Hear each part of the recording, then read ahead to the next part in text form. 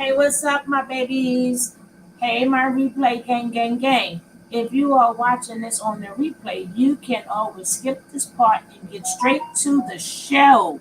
But we're going to wait for some people to come on up in here. You don't have to wait. You can skip this part and get straight to the show.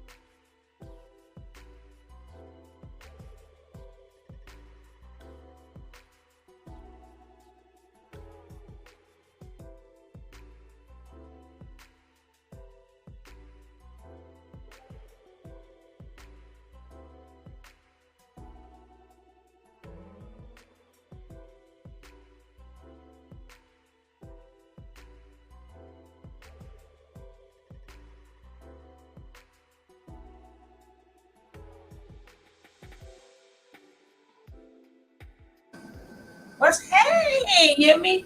What is the man's name? What is the man's name? What is the man's name?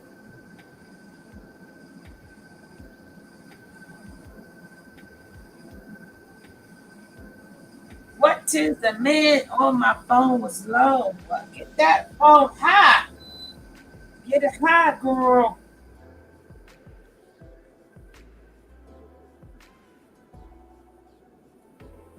No, I ain't got no microphone today, so we shall see. Nothing. He is. I thought you said he said the man's name. No, I was on mute. Nothing. He is question mark. He is question mark.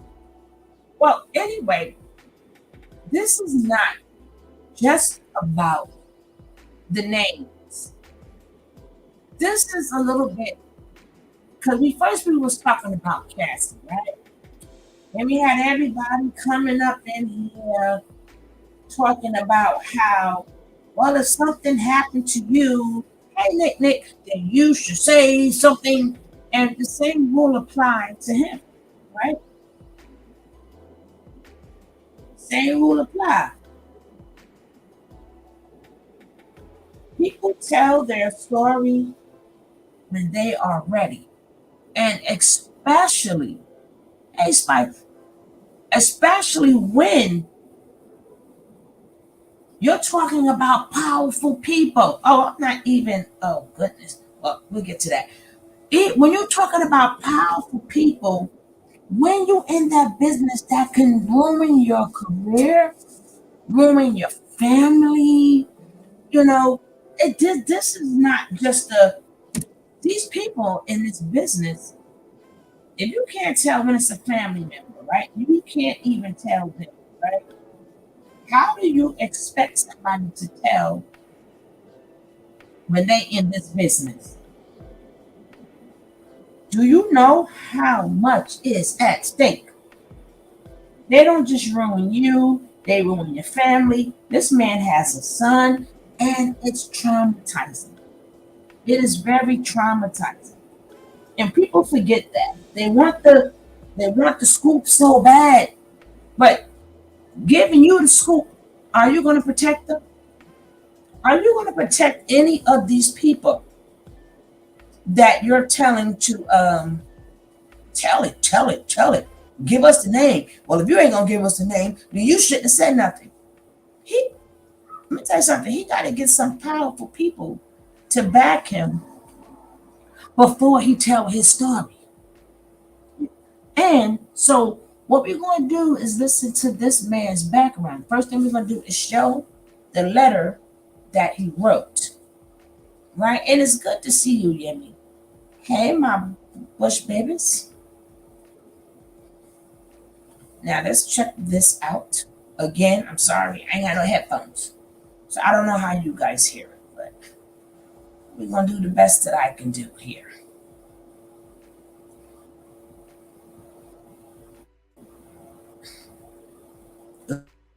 Oops. Oops, not this one. Oops.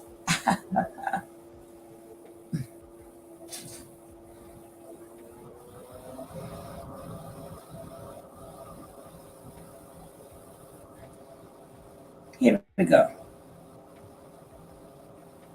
Now, he says, I'm going to open it up so you guys can see it best as I can.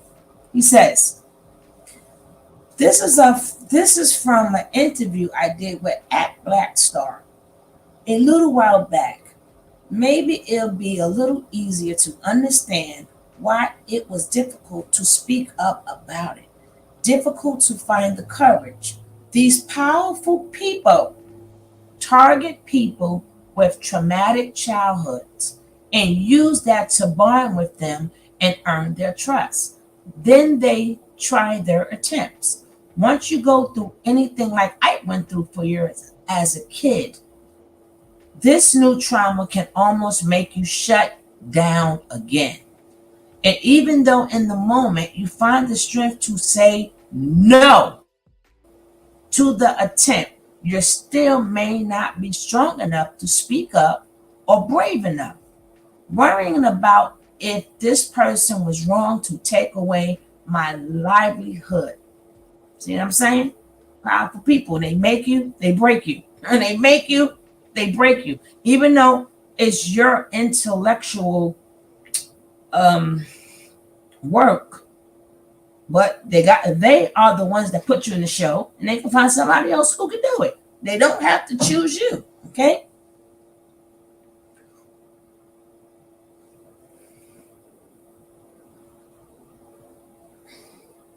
Worrying about how many other people are out there that weren't strong enough to say no and that they actually say yes. Is this person still doing it?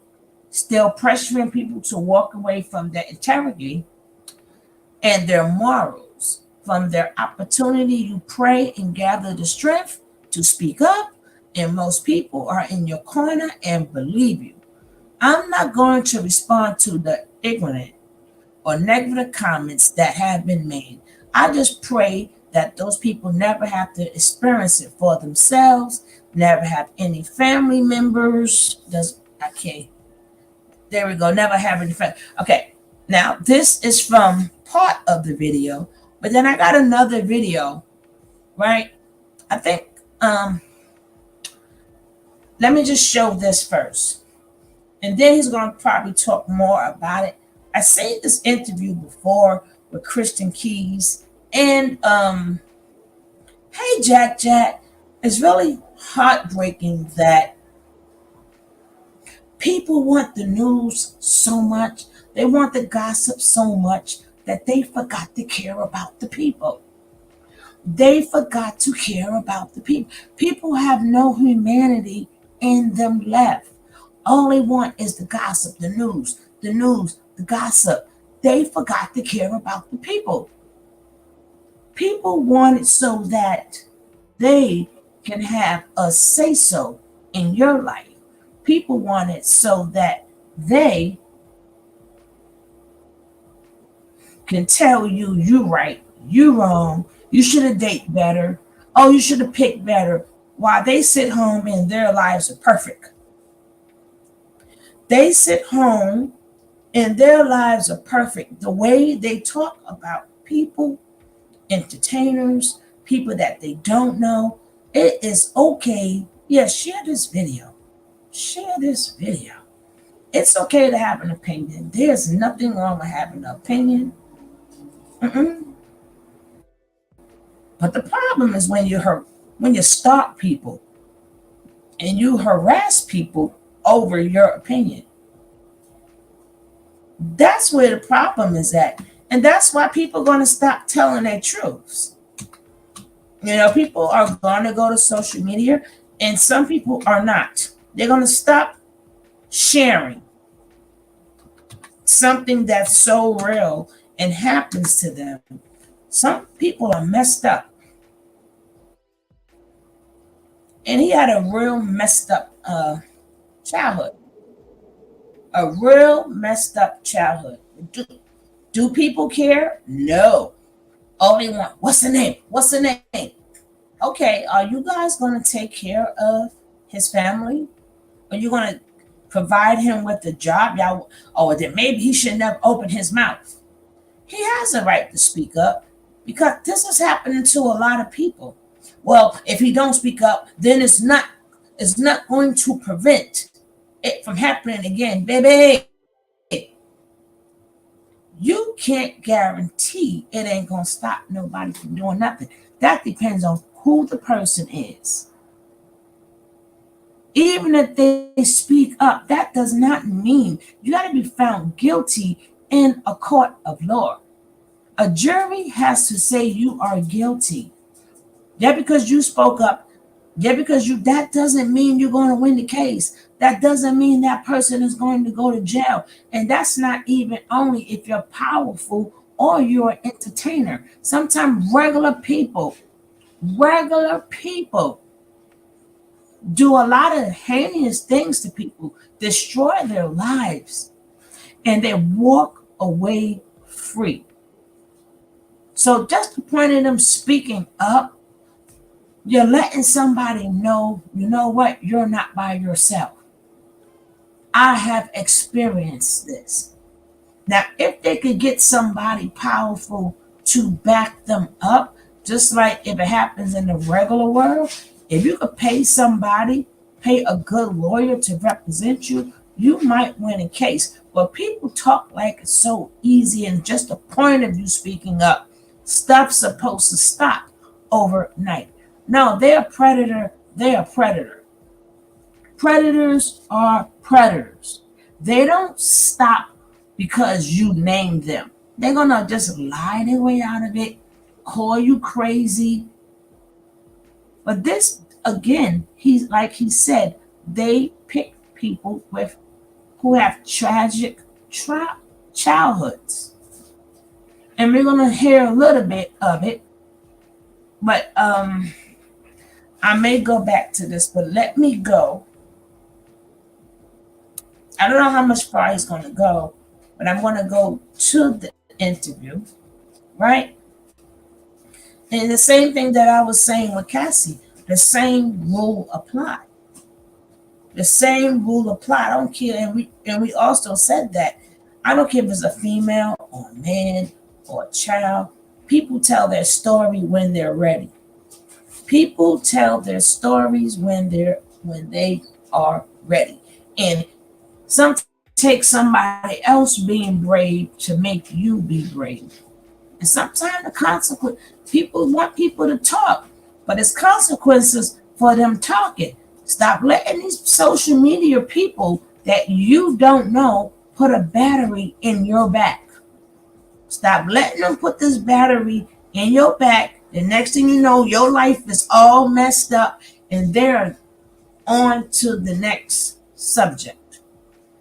They're on to the next person. They're living their lives and you all jacked up because somebody's pressuring you to give a name or they're pressuring this. You've been pressured all this year. Exactly, Jack.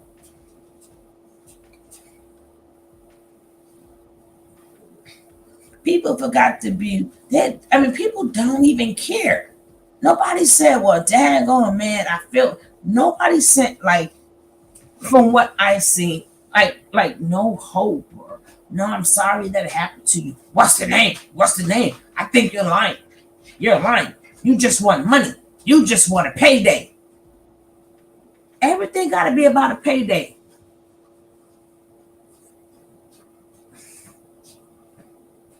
Um, Again, why do we keep victimizing the victim?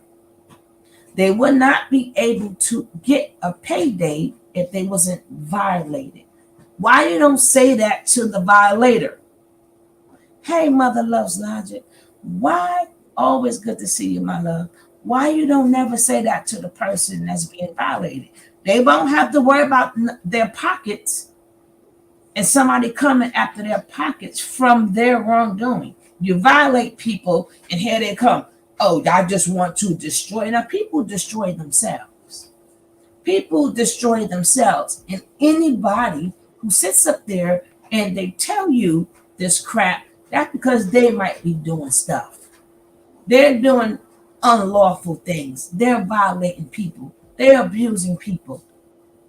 So, of course, they're going to cover up and turn it on the victim because they are violators. This man has had a very tragic childhood. He is a strong man. And why he's not giving up the name? Because who's going to protect him, his son, and his family? They have been through enough. That's why they pick broken people. That's why a lot of these artists, they all got the same story. Very few of them. If I'm not mistaken, like 2 Chainz, is it two? No, Little John. Little John went to college. He doesn't have the same story, if I'm not mistaken. Will Smith doesn't have the same story. Um, some of them don't have the same story. They grew up in nice households. But when you go to these record companies in this entertainment world, they want to know your story because you already been broken. We good, baby. You already been broken, and and they know you want out. They know you want out. And there come the devil. I'll bring you out of that ghetto. I got you. I got you. I'm going to have you in movies. You got great talent. You want to get out that ghetto, right? But now you got to come do these things for me, or I'll leave your ass there. That's a hard thing to, that's a hard proposition to put on somebody. You'd be amazed how many people in this industry to get out of their situation have done some things, baby. They've done some things, a lot of things.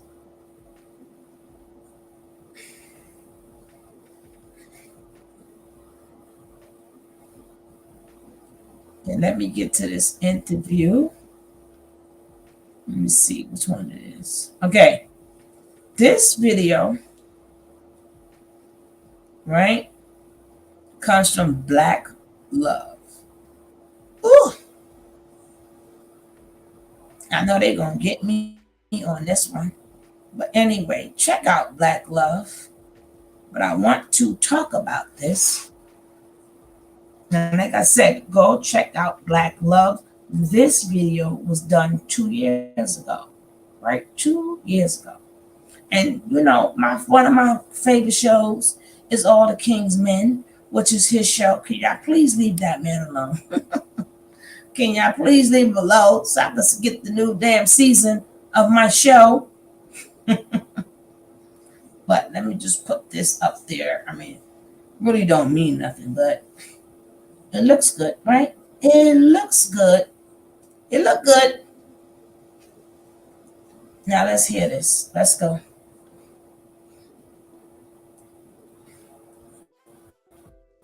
Brothers, family, friends, etc. Just to see what's going on. Is this a regular habit of yours? It is, and especially like I'm still. What's crazy is there's a reason why I'm still learning how to be a friend. Hmm. You, if you, I went to six elementary schools, seven middle schools, seven high schools.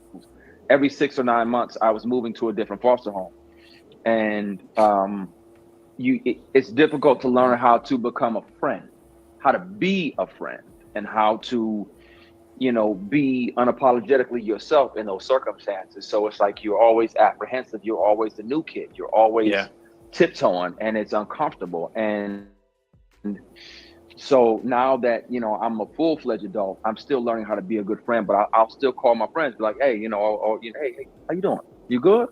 All right, man. I ain't gonna talk you to death today. Yeah. Just I ain't gonna take up your whole Sunday, but I just wanted to check in with you. Man, just make sure you still thriving over there. Make sure you still doing good. I ain't wanna. I ain't. Yeah. It's just the value of being valued to me. I think that's important. Yeah. No, I agree with that. And like I said, I feel like black men, on some level, we have the little Yeah, something to it, what I'm yeah, saying, we yeah, saw what's going on, but I feel like on that genuine, and I'm loving that's changing. Now I will yeah, say that's changing, and I love that it's changing. Brothers like you, Jay Barnett, I yeah. brought up at the top, others, and more that's becoming a part of our conversation.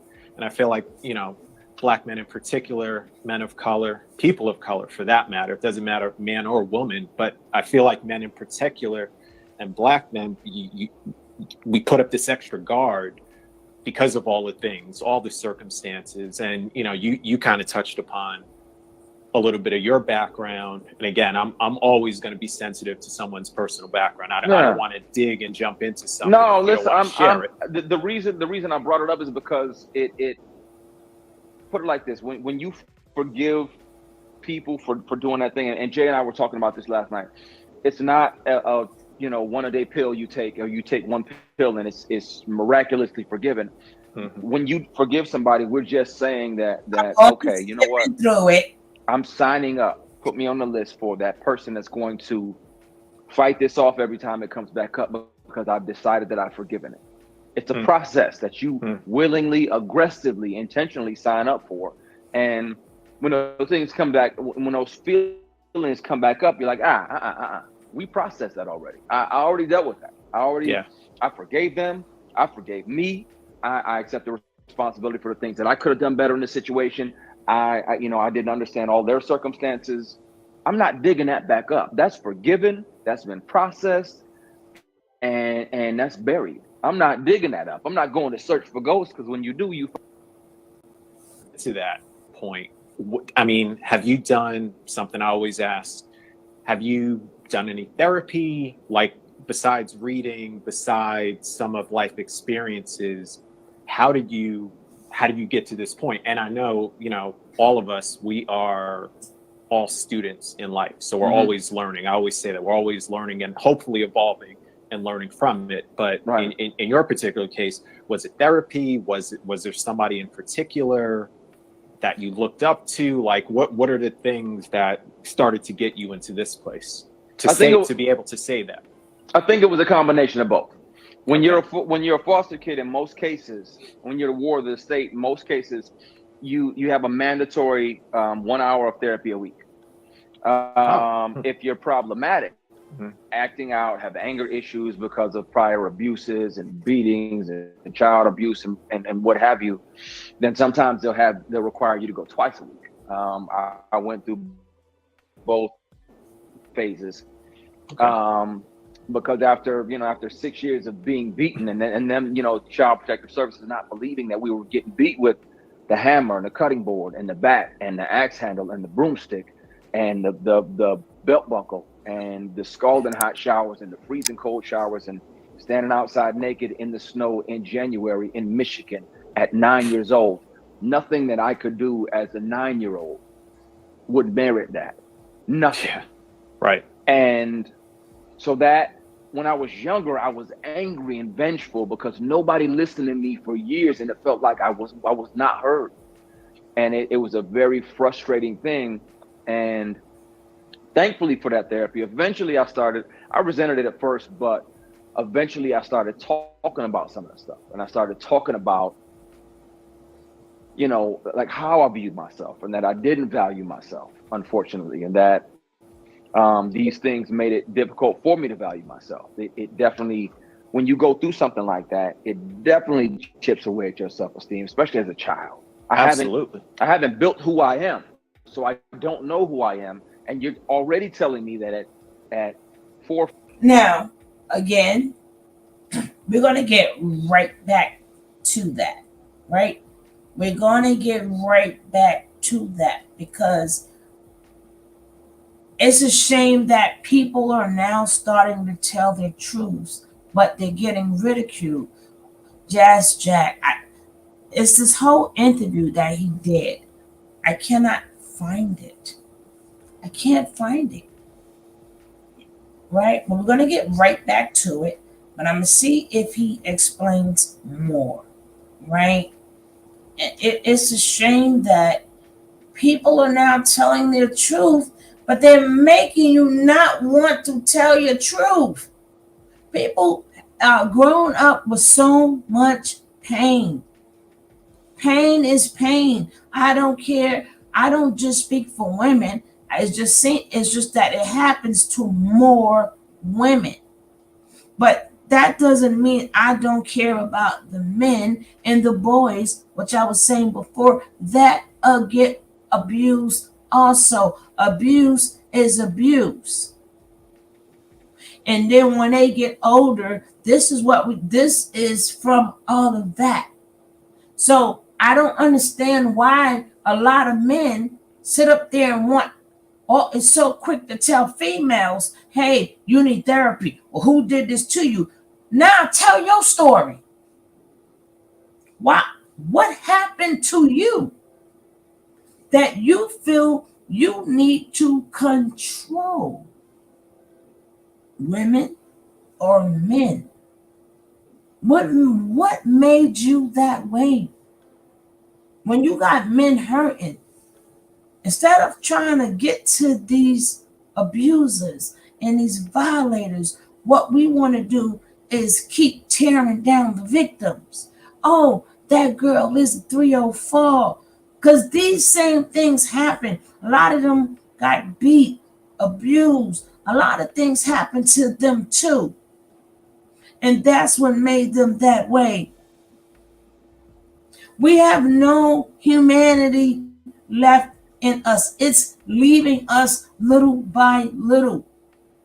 These people are telling their stories. Maybe, so what, they may not give the name, but I can understand if he haven't given it yet, because he know his life may be danger. He has a son.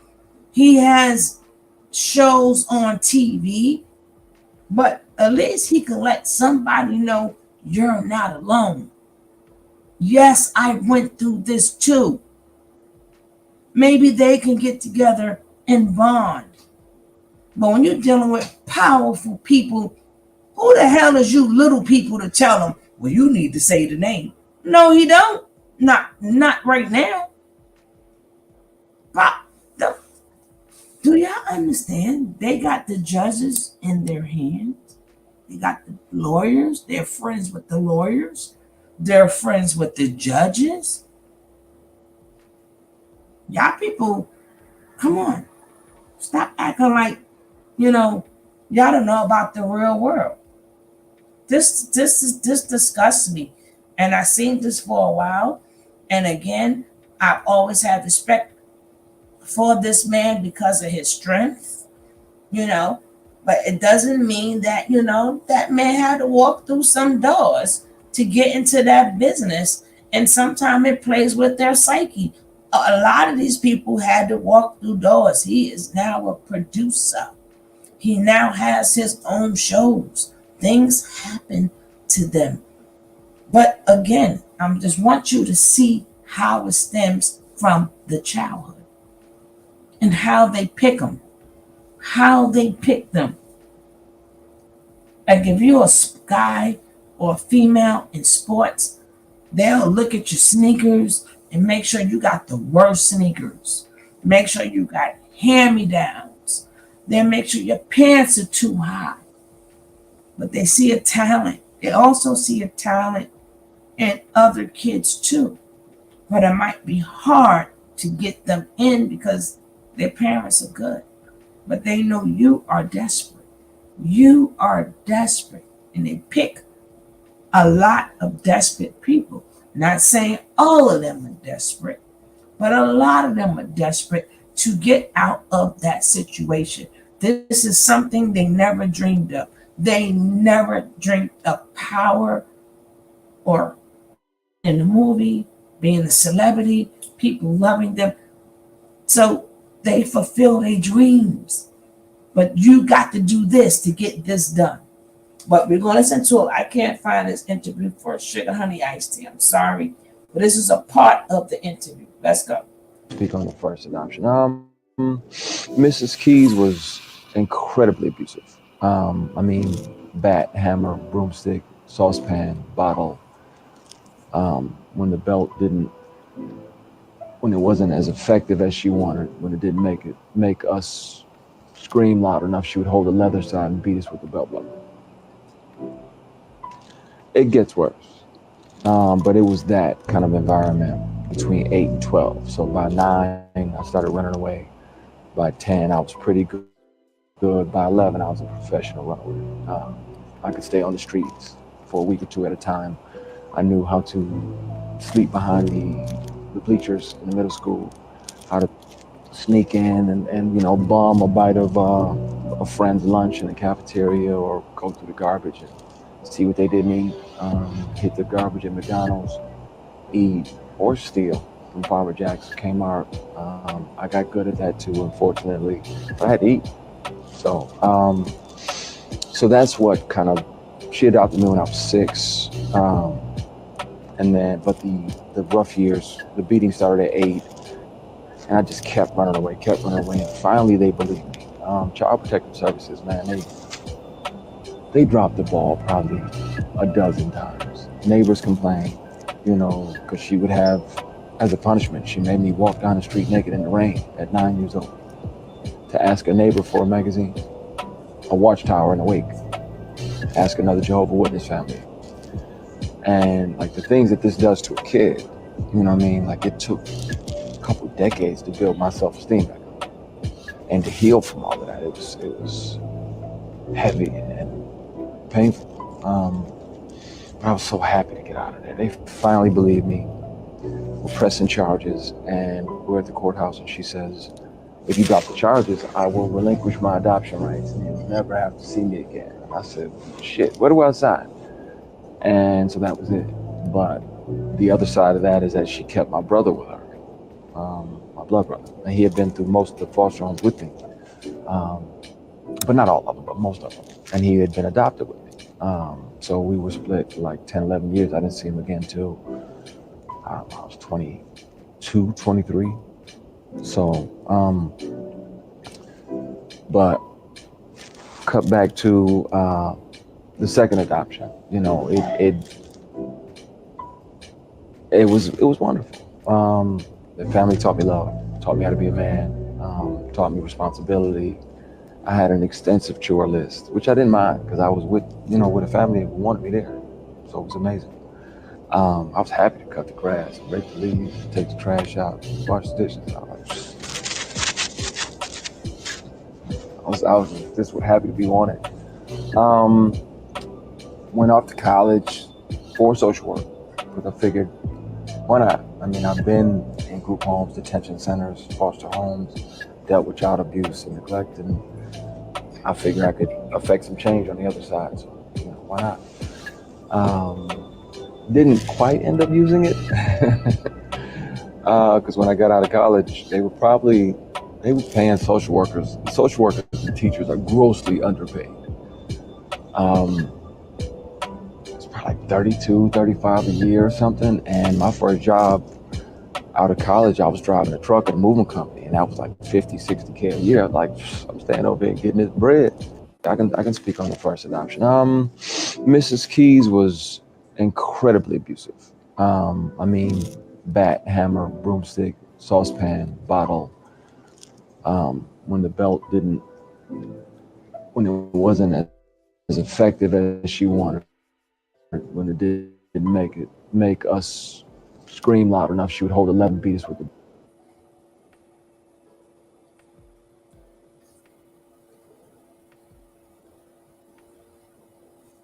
I know men that have been preyed upon too. Yeah, children are.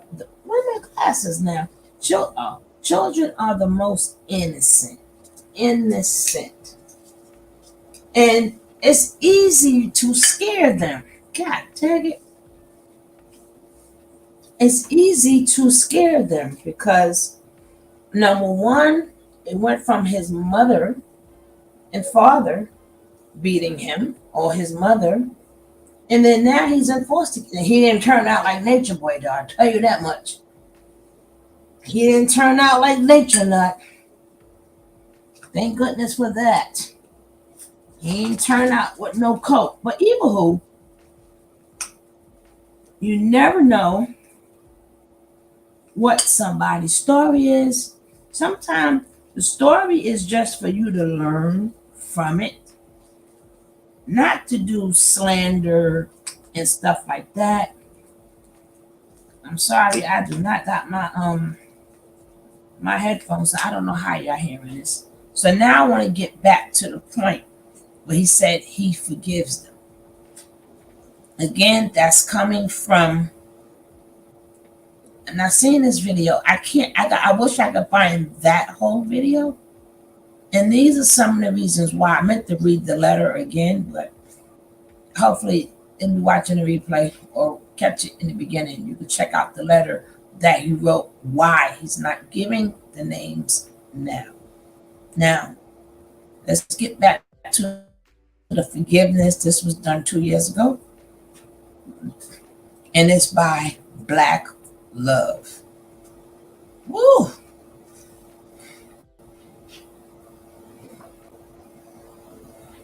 6, 7, 8, 9, 10, 11, 12 through 16, 17, 18, when I finally got adopted again for the second time. You're telling me that I'm not valuable enough to fight for.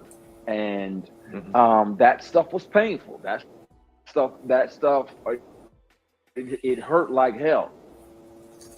But I started listening in some of the therapies, and they would ask questions, and I'd get home and I'd ask myself, like, okay, what's my real answer? I didn't answer him because I didn't like the guy. I didn't like the guy because I didn't want to be in therapy. I'm like, Sure. Forget y'all. Y'all didn't listen to me when she was beating my ass. Why should I talk to you now?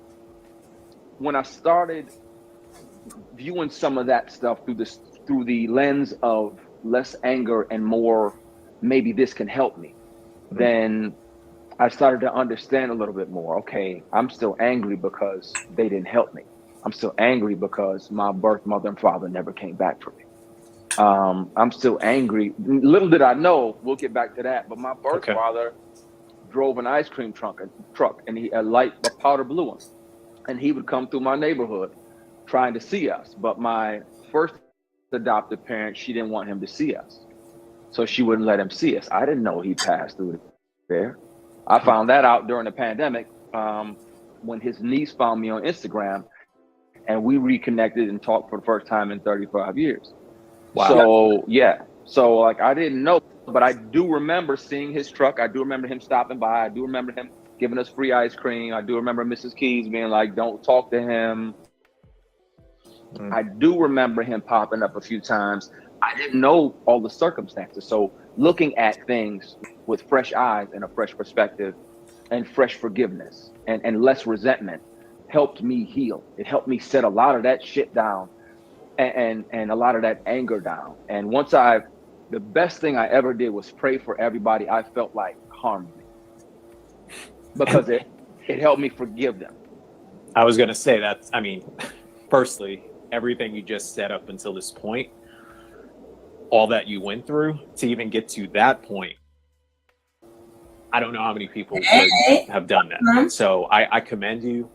First, I know. I feel you on that. I feel you on that, brother, because I'll tell you my first I'll tell you one experience that shaped my childhood that I'll never forget. I was 8. We had went outside and had a snowball fight. Me and my brother and some neighbors. It was two brothers, Rashid and Roro, lived down the street, and they were bigger than us, like a couple years older. But snowballs don't, that don't matter because we was killing them. So we came back in the house afterward. Forgot to hang up our coats. Got up the next day, and it's either like a winter vacation or spring break or something. So we didn't have to go to school the next day, but it was a weekday. And she barges in with the skinny yellow wiffle ball bat, the fat red wiffle ball bat, and snatches the cover off and started beating on my brother about not hanging up our coats. He jumps up, runs out the room, down the hallway, downstairs, and goes to hang up his coat. She maneuvers over to my bed because mine was back in the room in the corner. Bap, bap, bap, bap, bap. And I'm like, okay. Run downstairs, get it. My brother takes the second to the last coat hanger, the metal one. There's one left. She already had it unraveled. It was already unraveled. Leaning against the wall. And I'm looking around and I'm running around and I'm looking. I can't find one. And I see it as she's lumbering down the stairs. And I'm like, oh, shit. And I know what's going to happen. So she sets the bats down. And grabs it, and when a metal coat hanger hits you, it's cold. Oh, it doesn't register as pain right away. To me, it didn't. It registers as cold. It was cold, like it was frozen. I'm running around the basement. I'm 8. Running around the basement trying to get away from her. She was a heavier set woman. She was like 5'1", 178 pounds. Finally, I got her a little tired, and I was able to run past and run up the stairs. I went and hid under my bed. I'm 8. That's the safe you hide from monsters. She came. She started swinging a hammer and a bat underneath the bed at me for not hanging up my coat. I switch positions and crawl out the bottom of the bed and run to the kitchen and go hide underneath the kitchen table. And we had that, it was 1985. So it was like that. We had that long vinyl tablecloth that went all the way to the floor. Yeah. The old school joint. It was almost bulletproof. And so I'm hiding under there and hoping she doesn't. I'm like, okay. Hopefully this is over. Should just let it go. It's a coat. It's in my job description as an 8-year-old. I'm supposed to forget to hang up my coat. Right. And she had swung the hammer underneath the table and hit me on the left side of my head. And so I'm gathering myself and catching the blood that's falling into my hands. oh, And praying like, God, okay, it was cold. Like I don't deserve this. It was a coat. I made a mistake. Like, please let this stop. Please, dear God, let this stop.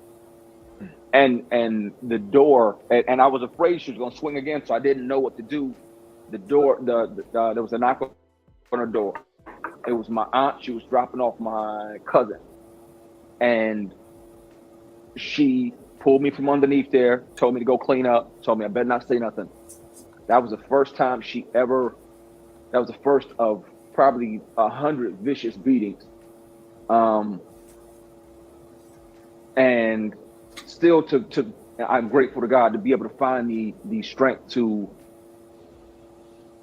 pray for her forgiveness, because that's the only way I was able to heal. I had to lay down in the floor of the first apartment that I rented when I got to LA 15 years ago.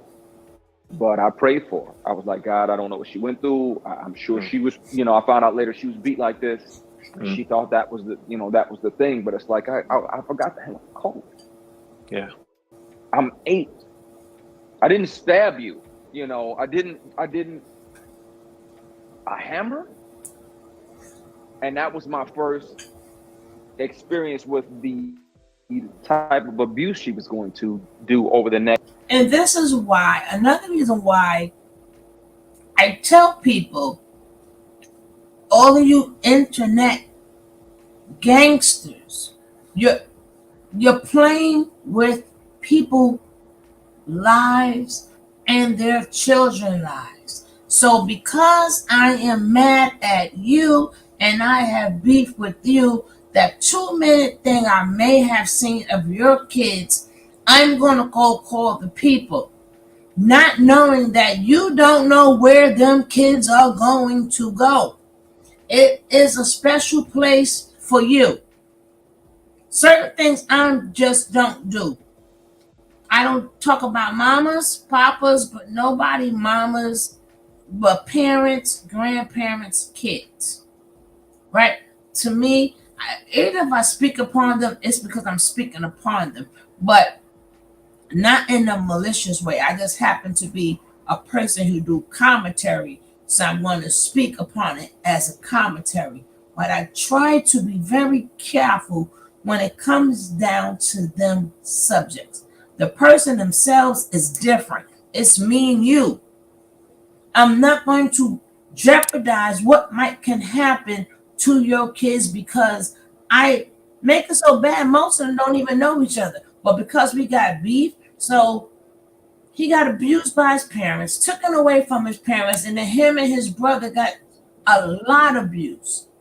So this is one of the reasons why somebody like a him, I don't know Cassie's business, but there's a lot of reasons why a lot of them get into this business. They go through any door to get in this business because they know that you are desperate to get out of whatever you're in. So we have to be very careful when we're going after people. You have to have some bounds and some morals because you never know what's going to happen to you. And I see this a lot on social media. Oh, well, the person kids got took. Ha ha ha. Your kids locked up. Ha ha ha.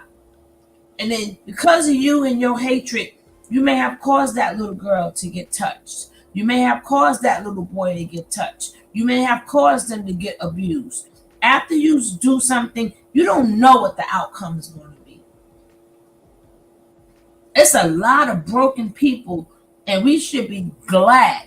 We should be really glad that they are telling their stories. Yeah, he's not saying the name yet, but again, the people who so desperate for him to say the name, are you going to financially take care of this man now once he says the story? Do you have protection for this man, for his kids, for his family, and anybody else? Until he gets some more powerful people to back him, he cannot do that, and a lot of them cannot do that. So if we can't do that on a small scale,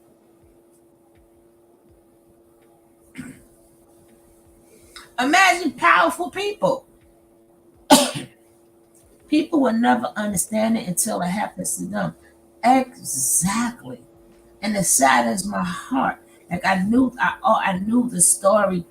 That I watch them type of shows. I think was the regular small shows, but they're my type of shows. But they're trying to make it in the business, and a lot of them went through a lot. So even we was talking about Cassie, and the guy want to come argue with me. Me and him is still cool, but he's trying to say, "Well, you got to say something." What the hell does that mean? You're not guaranteed that man gonna go to jail or that woman gonna go to jail just because you told them to speak up. Just because they got to make sure, number one, they're going to tell the story when they are ready. Because so much abuse, again, a lot of people block it out. Doesn't matter if it's a woman. I mean, it's a child. So it doesn't matter if it's a boy or girl. They are children. The abuse, when you're a child, does something to your psyche. And all you want to do is get out. And a lot of these men are effed up because they had to do things they did not want to do. Women also. But being that we doing commentary or whatever. We forgot to be human. We forgot to deal with people in the human aspect. And say, you know what? Thank you for your story. Thank you for your story. And a lot of people feel like I'm not alone. Hey, puzzles. Hey, baby. Hold on, again. I got to take my little snack. I got little juniors, cheesecake. And this one I got is not so good. Or maybe they just don't make the juniors cheesecake the way they used to. I'm gonna do a video on that and say it's terrible. I might throw it in the garbage. I don't know. But again, puzzles, I'm definitely gonna need you for that interview. You gotta hit me up and let me know what time you have free. But again, people, oh, well, if you say something, it won't. A predator, again, a predator is going to be a predator. You're not guaranteed they are going to jail. There is nothing guaranteed. The nerve of you to tell people, well, speak up, speak up, speak up. They will. They will. And if they did it to other people, maybe it's the reason why they didn't speak up at that time. The point is, they're speaking up now. People are scared. But who, why do y'all care? Y'all red pill know everything. That manosphere know everything. Now here's a man, woo, his story is powerful. And this is what made me like him, because he's been through a lot and he made something out of himself. I'm going to rewind it back a little bit. Again, this is coming from Black Love. Black Love, please don't get me. Please don't get me. But let's go. Lumbering down the stairs. And I'm like, oh, shit. And I know what's going to happen. So she sets the bats down and grabs it. And when a metal coat hanger hits you, it's cold. And less resentment helped me heal. It helped me set a lot of that shit down and a lot of that anger down. And once the best thing I ever did was everybody I felt like harmed me, because it helped me forgive them. I was going to say that, personally, everything you just said to this point, all that you went through to even get to that point, I don't know how many people would have done that. So I commend you. First, I know. I feel you on that. I feel you on that, brother. Because I'll tell you one experience that shaped my childhood that I'll never forget. I was 8. We had went outside and had a snowball fight.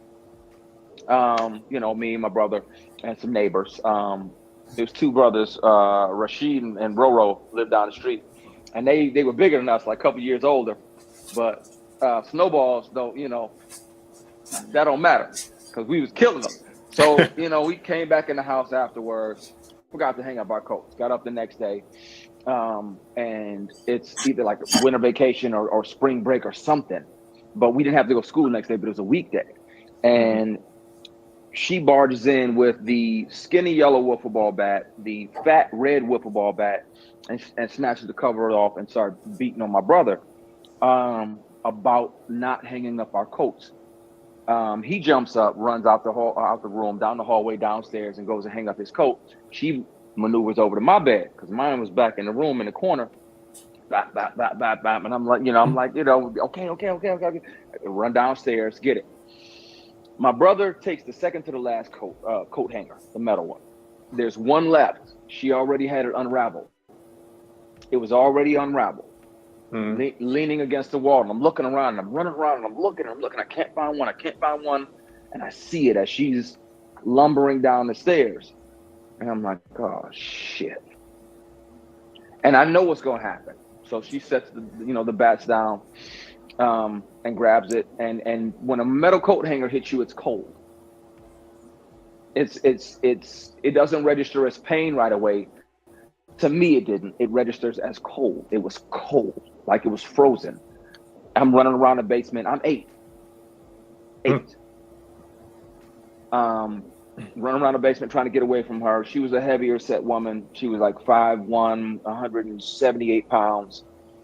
Finally, I got her a little tired, and I was able to run past her and run up the stairs. I went and hid under my bed. I'm 8. That's the safe place. Of course. It's where you hide from monsters. She came. She started swinging a hammer and a bat underneath the bed at me for not hanging up my coat. I switch positions and crawl out the bottom of the bed and run to the kitchen and go hide underneath the kitchen table. And we had that, it was 1985. So it was like that. We had that long vinyl tablecloth that went all the way to the floor. Yeah. The old school joint. It was almost bulletproof. And so I'm hiding under there and hoping that she doesn't. I'm like, okay. Hopefully this is over. Should just let it go. It's a coat. It's in my job description as an 8-year-old. I'm supposed to forget to hang up my coat. Right. Bang! And she had swung the hammer underneath the table and hit me on the left side of my head. And so I'm gathering myself and catching the blood that's falling into my hands and praying like, God, okay, it was a coat. Like, I don't deserve this. It was a coat. I made a mistake. Like, please let this stop. Please, dear God, let this stop. And the door, and I was afraid she was going to swing again, so I didn't know what to do. The door, there was a knock on the door. It was my aunt. She was dropping off my cousin. And she pulled me from underneath there, told me to go clean up, told me I better not say nothing. That was the first time that was the first of probably 100 vicious beatings. And still I'm grateful to God to be able to find the strength to pray for her forgiveness, because that's the only way I was able to heal. I had to lay down in the floor of the first apartment that I rented when I got to LA 15 years ago. But I prayed for her. I was like, God, I don't know what she went through. I'm sure she was, I found out later she was beat like this. She thought that was the thing. But it's like, I forgot to hang up the coat. Yeah. I'm 8. I didn't stab you. I didn't. A hammer? And that was my first experience with the type of abuse she was going to do over the next 4 years, from 8 to 12. And so I was a professional runaway by 9. Well, no, I started running away at 9. I was a professional by 10. But yeah, we either decide, like, yes, that stuff is still heavy, but we either decide that either I'm going to take control over that thing and take power over that, or it's going to take power over us. Yeah. And we have to. I had to. I still had anger. I still had resentment. I still had tension that I carried. Now, it helped. But what really felt good was when I tried to call her, tried to track her down and tell her that I forgave her. Unfortunately, I had found out she had already passed. She gave up her adoption rights to me when I was 12 because we were pressing charges. We went to court, and in the hallway, she looked at me and she's like, I'm going to sign away my adoption rights, so you'll never have to see me again. She kept my brother, though. She took my blood brother with her to Phoenix. So I didn't see him for the next 10 or 12 years. But she said, you'll see, you're going to be just like me. And I'm like, no, Marguerite, I will never be anything like you, ever. And yeah, it was the forgiveness for me. Therapy helped me understand how to put together my forgiveness process.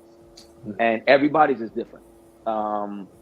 Whether you're in a relationship, hopefully it's not toxic or abusive, but even if it is toxic and abusive, you still need to forgive them so you can get strong enough to get out of it. Right. And hopefully that's a before thing, but if it's an after thing, it's an after thing, but it still needs to happen. It still needs to be part of the process. We still have to we still got to do that. That's for us. I forgave Mrs. Keys for me. I forgave my birth parents because I felt they abandoned me. For me, I did that for me. I needed that, so I could fly and I could do the things that God has for me to do, and I could create and be on this show and do that movie and do all this other great stuff and give back and go talk to foster kids, group home kids, detention center kids, help feed the homeless and dress the homeless, all of that good stuff. So that forgiveness thing is for us, and I'm glad platforms like you and like our brother Jay, you know, we're continuing that conversation to where it's okay to say as a Black man, and we were talking about it yesterday, that hey, I'm not okay. Yeah. You know, when I saw George Floyd die, I cried. I randomly, and I can't think about it too long because I'll cry now. That messed me up as a human being. And it's okay to say that I'm not okay as a Black man when I leave my place and police pass. Yeah, I might be on that show or that show, but to some of them, excuse my French, I'm still just another nigga. I'm just that. And that's unfortunate. And we got to change that. And we also, as Black men, we got to have these discussions where it is okay to be like, man, I'm under pressure. I got to provide for my family. I got to set a good example.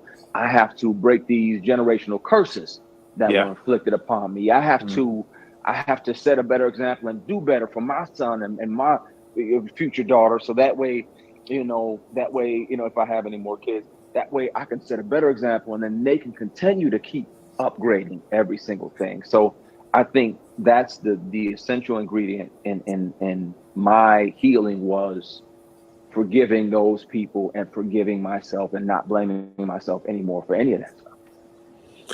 Yeah. I mean, again, thank you for sharing, because you went there.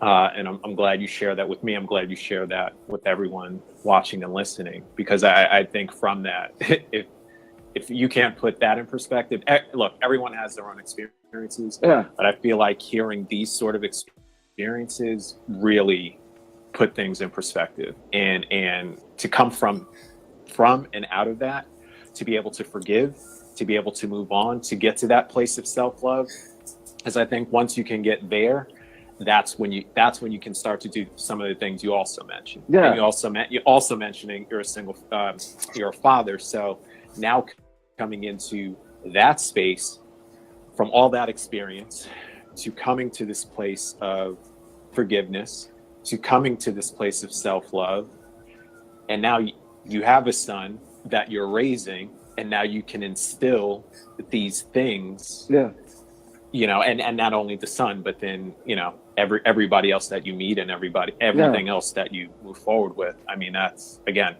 beautiful, and I'm very, very glad you were able to share that. Thank you.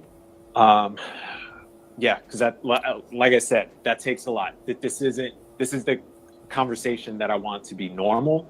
Just like you were saying when you cried, with George Floyd. I mean, I cried with one of the bosses here when at Black Love, when we were going through it. I couldn't hold back. He asked, "How are you doing?" And most of the time, "Oh, I'm good. I'm good." Like I said, like we said at the top of this, it's like, you just hold up this facade. Yeah. I broke down, and I was whimpering. I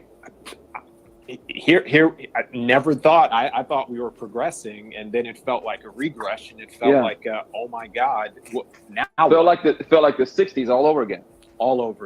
I mean, that's what I call it, just civil rights 2.0, because here we go again. We thought we were good, kind of lulled to sleep during the Obama era, and just got to keep on keeping on.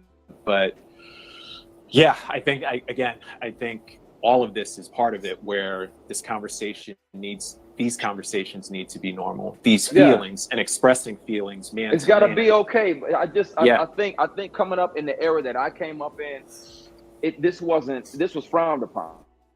We weren't allowed to be vulnerable, when in reality, creating men that are just creating it. And then the problem we have here is, it is not about girl or boy. These kids are traumatized, and they are scared to speak up. It just so happened to be more men, more women than men, or more little girls than little boys. But we need to have these conversations where we're not going, it's not a freaking debate. Like, even if we're talking about women and we're talking about, hey, they endangered, they getting, unalive by these the black men and their husbands, they always want to turn it into a debate. Guess what? Both could be right at the same time. But when we're speaking upon abuse, we're speaking upon abuse. That will go for anybody who's got abused, who have been abused, and who wants to tell their story. That's another topic from women being unalive by their men.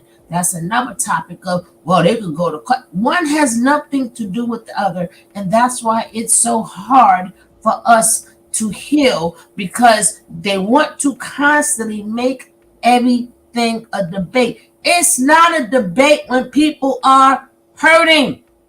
Hey, Aunt Ty. Hey, sweetie. You my girl. I love me some Anti. Love me some Anti. One day, maybe she'll come up here or I'll go on her show and we'll chat. But I can't wait to see where we're going to go with Anti. Right? But mwah, to you. And let me double kiss Puzzles. That's my girl. And what I'm saying, every time somebody suffers, they want to make it a man against a woman. No, abuse is abuse. I don't care if it's coming from, if you are a child, I don't care if you're a man or female. Let people tell their stories. And then stop getting off the topic trying to say, well, then the law is for the women. And that's why we can't grow as a people. We can't get past these childhood traumas. Because I don't know if that's the cat, the dog, they want something. But even who, we cannot get past it because we want to have a pissing match. Like, how do these men get so violent? How do these women get so promiscuous? And then some of these men, they are confused because they were violated. And the same rules apply.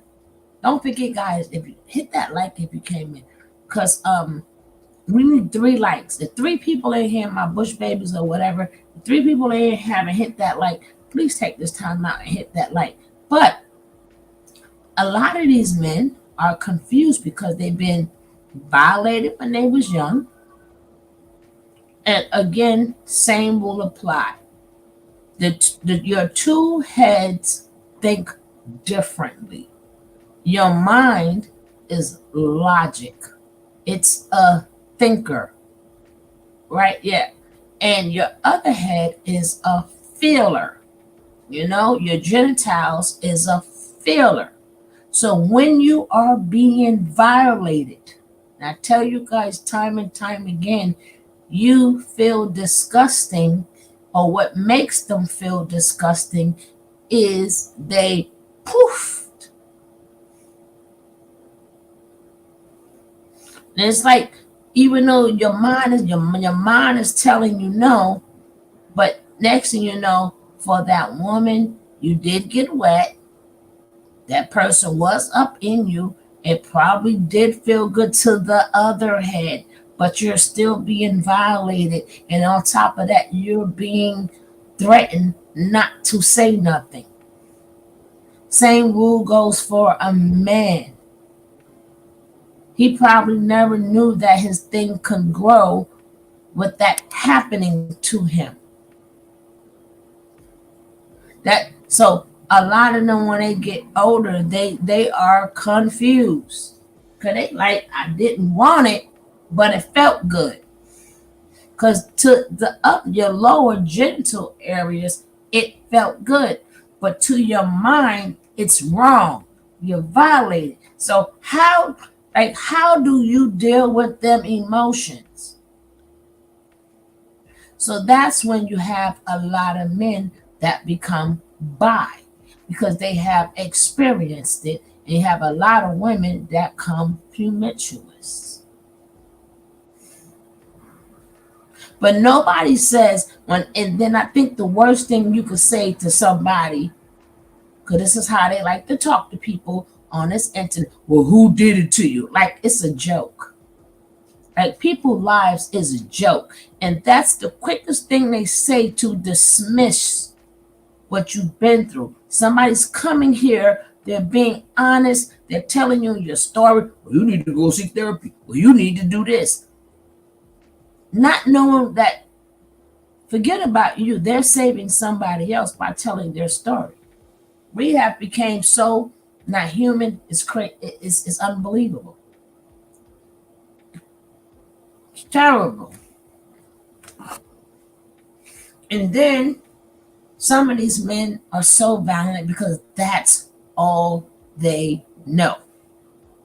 They went from being the victim to the victimizer. They've been scared for so long, they want to now make you feel what they felt. Life is really complicated. It's not complicated, but complicated.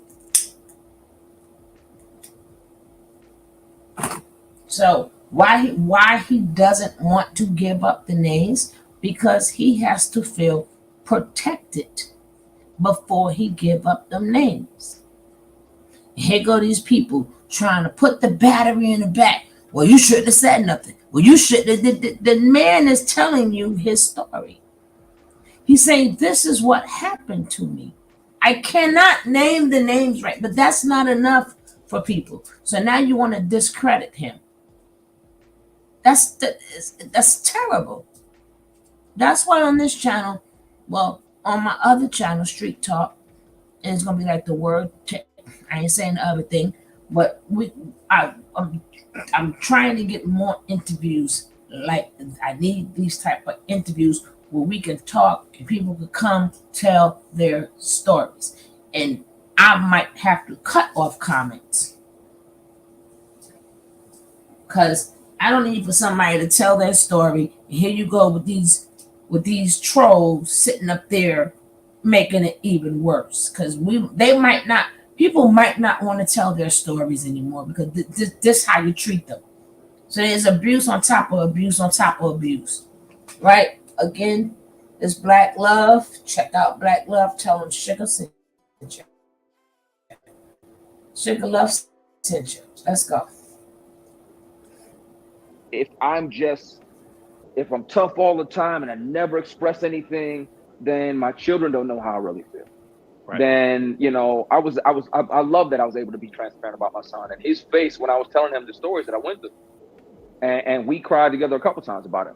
Because he was like, and he tried to fight it, and I'd be like, it's okay. Let it go. Yeah.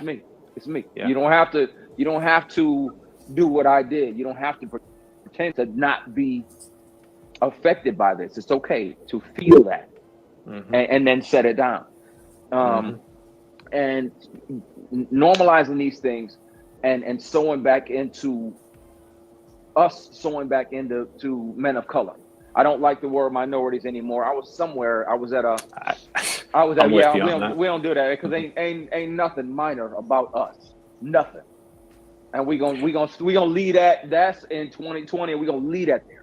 I was somewhere and a woman told me this like 3 years ago. We were doing a press tour for In Contempt, where I got to play an attorney, address a lot of civil rights issues and shady police dealings and police brutality and all that. And I love that one. I wish that would have kept going, but we were in some city and I said minorities and a lady was like, baby, ain't nothing minor about us. We don't call us minorities. And I was like, ma'am, you are absolutely right. I will do my best never to say that again. There's nothing minor about us, but people of color, men of color, the more we can help clearly redirect the energy to where women feel more appreciated, women feel more recognized. Your everyday, hardworking, grind it out, hold it all together woman is appreciated and celebrated on a regular basis and doesn't feel like she has to get butt surgery to be sexy. Doesn't feel like she has to get different additions to be attractive. Doesn't feel like she's got to be lighter or darker to be. She can wear her own skin and own her own shit and feel magnificent in it. And these conversations help that as well, because healthy men can help reaffirm and remind women, not necessarily heal. That's a woman's job to heal herself. But a healthy man can remind her, hey, you're already great. You winning. And I'm winning because I'm with you. Now, what is it that you really need to say? What is it that you really need from me right here in this moment? Those are adult conversations that we need to start having. And it starts with talks like this, because that transparency, that freedom of communication. And if it's not happening, I question the health of it. I'm with you 100% on that. So let me ask you this. Another thing I bring up on these talks, routines. So making things like this regular, but beyond the conversation, there are other things we all have to do as people, as men, as Black men, as men of color, to sustain, to evolve, to progress. What are things that you feel like you do on a daily basis that keeps that mind, body, soul, spirit all in line as you move forward day to day? Because I know some people have that morning routine. I have a morning routine. Some people just have certain things. I got to do this or my day is just not right. I have a few things. I have my 11:11. I know it's not mine, but my 11:11 is every time I see it, I have an additional conversation. Like before my feet hit the ground in the morning, I'm like, thank you, Heavenly Father, for another day of life. Thank you for guiding and protecting me as only you can. And I talk about, the things that I want to say to him at the top of every day. That's that. And don't be fooled. I ain't nobody saying I ain't got no halo up here. I am a cussing Christian. But God, understand, we have an understanding, and we have a relationship. To me, it's not about a religion. It's about a relationship. There's more judgment in the religion of it. And there's more love and acceptance in the understanding of the relationship. Okay, that's a little, you like, okay, cool. Congratulations. That's not my business. You decent to me as a human being? Bet I can rock with you. That's that relationship and over into your relationships. I do my affirmations. I have like 8, 10, 12 things that I'll remind myself of in the morning. And then my 11:11, just an additional, hey, Heavenly Father, I saw the 11:11, just, I appreciate this extra time to commune with you, to connect with you, just to thank you again, just for no other reason than, some of the stuff you're doing in my life right now, I may not deserve, and you do it anyways. So thank you for the things you're going to do. Thank you. Now, we're going to stay on this because this is what we're talking about. This is exactly what we're talking about. If you guys did not get the full conversation, let me go check that out for you.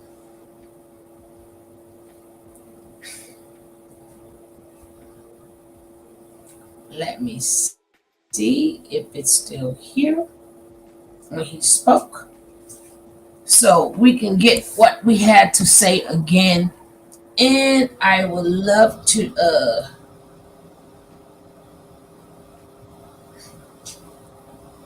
try to get a panel. Okay, this is what he said, right? Now let's go.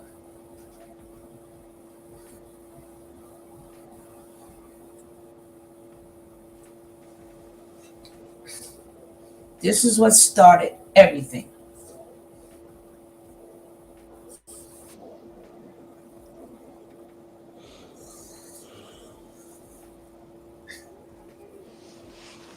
Let me cut the TV down. What's going on, y'all? I want to talk to you about some stuff, and it's been on my heart, so I want to speak on it. All right. Um, Good evening. Hope everybody's doing amazing.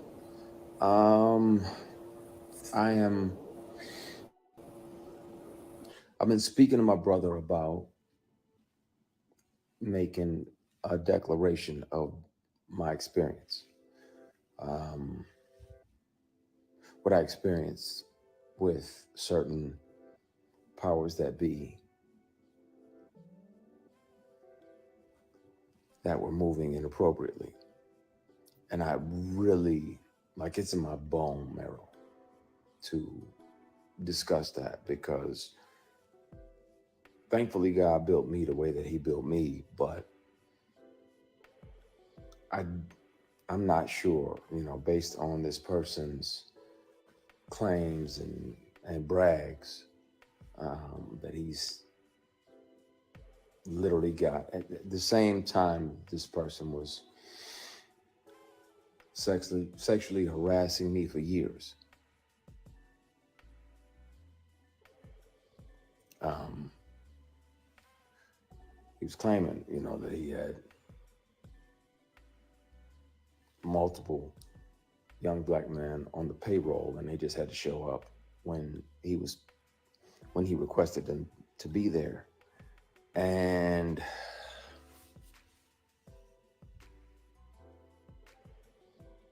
clearly, that's why it felt to him that it was okay to say these things. And I want to have these discussions. I want to be transparent with y'all about that.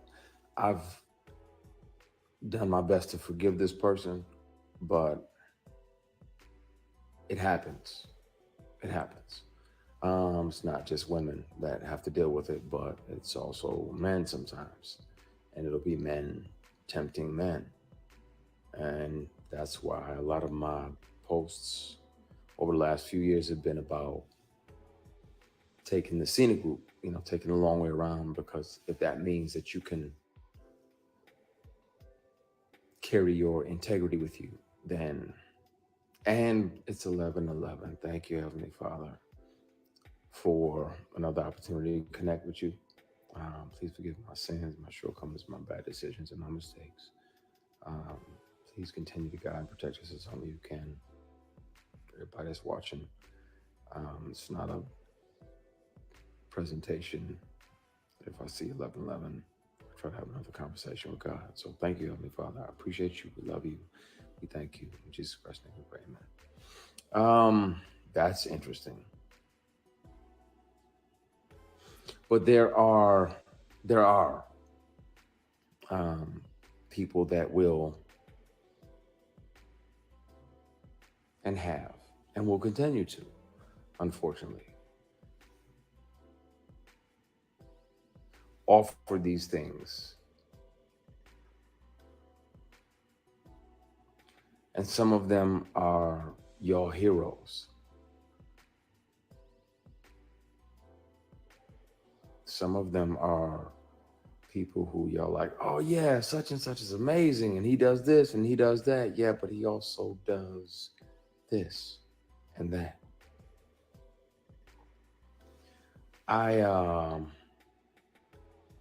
At some point soon, it's gonna have to come out. I've kept one of these on me since 05. Whether it's a keychain recorder or a pen, because most predators would check your phone. And once the sexual harassment started, I was like, well, I got to protect me, because I'm saying no, and I don't want this person, as powerful as they are, to try to get in the way of my work. So I started recording. So I have them offering me money to take my clothes off. I have recordings when I wasn't working with them or for them. I have recordings of them confessing that, you know, the other guys that they have on the payroll, all of the above. And the difference is the wonderful thing about confidentiality agreements and non disclosure agreements is that they can't prevent you from turning all of those things over to the police because I sexual have harassment is a crime, a brilliant attempted mind. sexual assault is a felony.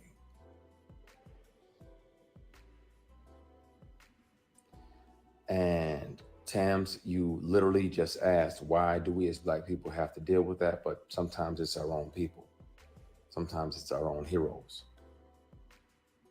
It's the sometimes it's the very people we deify, and we look up like, oh, they're doing so much. They're doing so much. No, they're also doing this.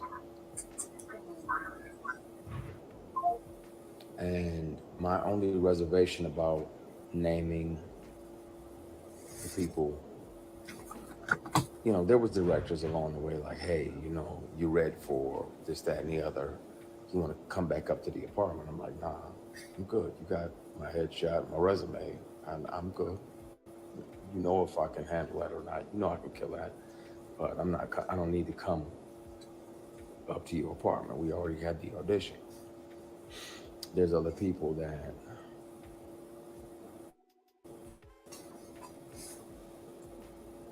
I want to say everything, and my brother was like, nah, not yet. I want to tell it on the mountain, over the hills, and everywhere.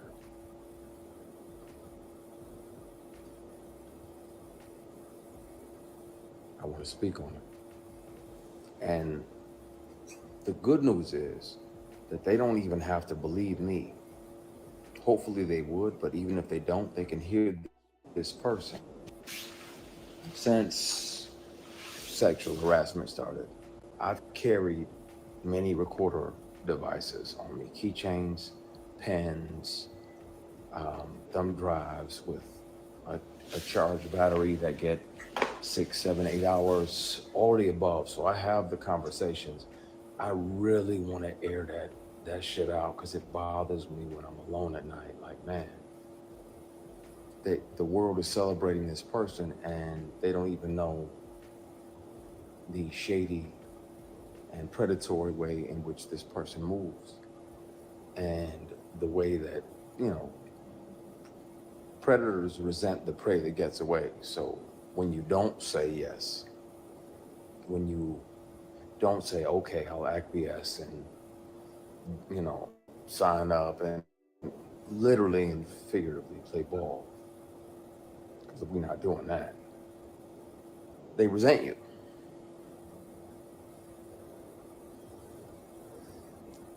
This is a conversation we're going to have, and we're going to have soon, because it bothers me in my spirit that I can forgive people. That's one thing. But yeah, we don't play ball. That's my brother in there. And he knows the real deal. He knows the who. I'm good. Somebody said, you don't look okay. I'm okay. I have peace. I'm literally strategically planning my next 8 moves. I'm good. God got me because he was watching when I was offered these opportunities and I didn't say yes. I didn't sell my soul or my ass. Excuse my French, y'all. I know some of y'all, hopefully y'all have no kids around, but I didn't sell nothing for success. It's like, nah, that's not what I want. You know, I ain't into that. I ain't into dudes. I got an only beard in the bed policy. Mine is the only beard in the bed. Yeah, we ain't doing none of that. I don't get out like that. And these people kept on for years. Sexual harassment is a crime. Attempted sexual assault is a felony. And where I'm at now is that in the middle of the night, I think about if I'm brave enough to name the person, I'll take a polygraph live. I'll take 5 polygraphs live, and I'll pass all of them because it's the truth. This person is a predator, and he's one of several. And it's a shame, man. But I think it's time. It,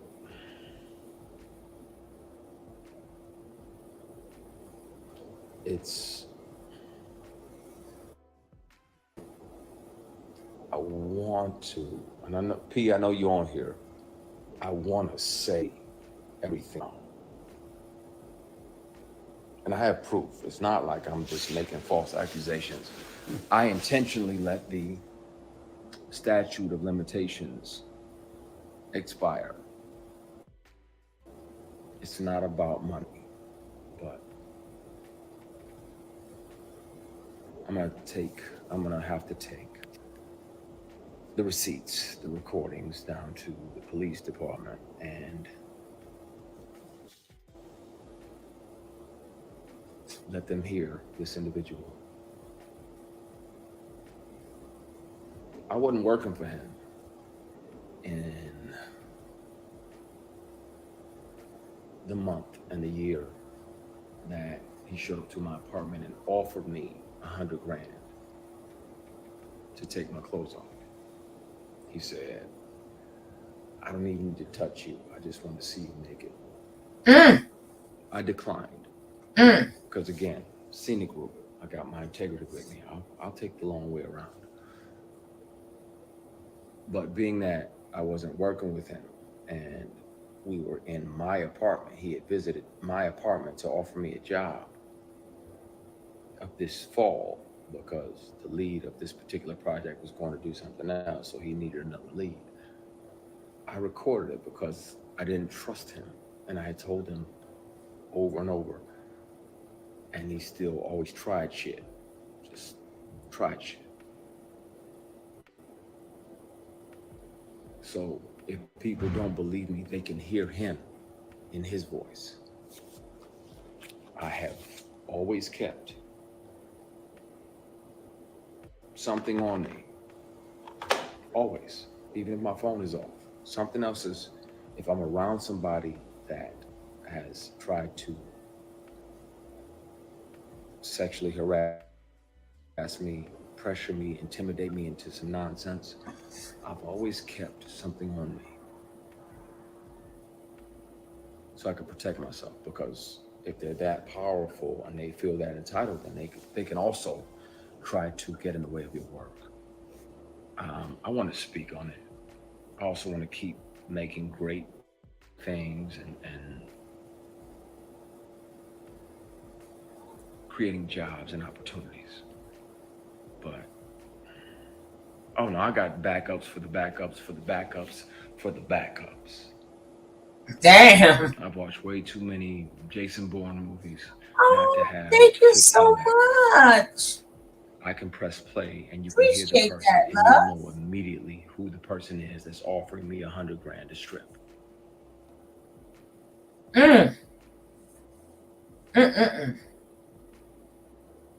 You'll know right away, and it'll break your heart. I won't have to say the person's name, but I can and I will. I don't mind doing a polygraph or 3 or 5 on live TV, and I'll pass all of them because it's the truth. This industry is something else. It's wonderful, and we get to chase our dreams, and we get to live other lives. I get to be a judge or an Price FBI check, agent. I baby. get to be a girl dad.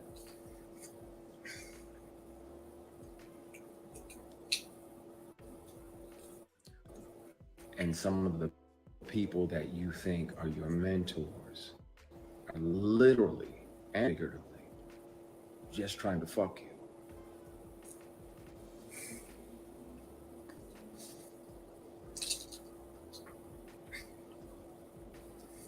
I have documentation from the dealership for the car that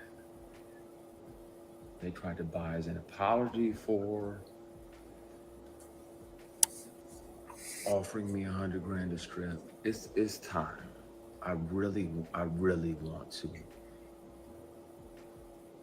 just clear the air because I'm tired. And then where I'm at now, it's if it still feels like that person is fucking with you just to fuck with you, just to mess with you.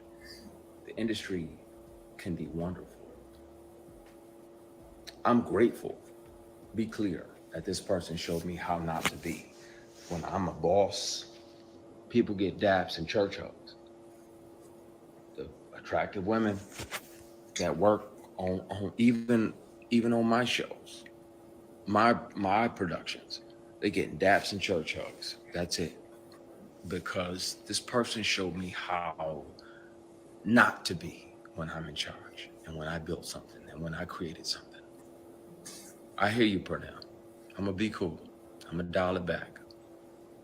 You get on my nerves because I know you're right, but it's in my fucking bone marrow and I'm tired of this person gallivanting around doing these PR stunts. Oh, I'm gonna do this and I'm gonna do that and I'm gonna do that. Well, then speak on if you gonna have.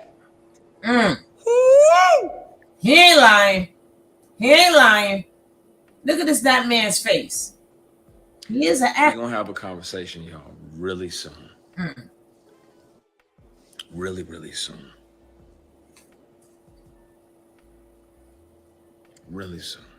And I thank God that he made me the way that I am, because I know he sat back and watched, like, what are you gonna do? Like, are you going to acquiesce and take this movie that's gonna make 60, 70, 80 million dollars? Are you gonna take this picture? Are you gonna go to that late night audition, that late night table read? No, you ain't built me like that. I'm been beat, shot at, stomped out more than most of the people that are here on this live put together. P, I'm gonna call you in a minute. I'm not gonna do it. I'm not gonna air it out, but I'm so fucking close because I'm tired. I'm tired. And it needs to be told. And the bad part is I'm gonna be painted as the villain when I was the one that was sexually harassed for years, bullied, intimidated, and sexually harassed for years. And I'm gonna be painted as the villain because y'all have deified this person.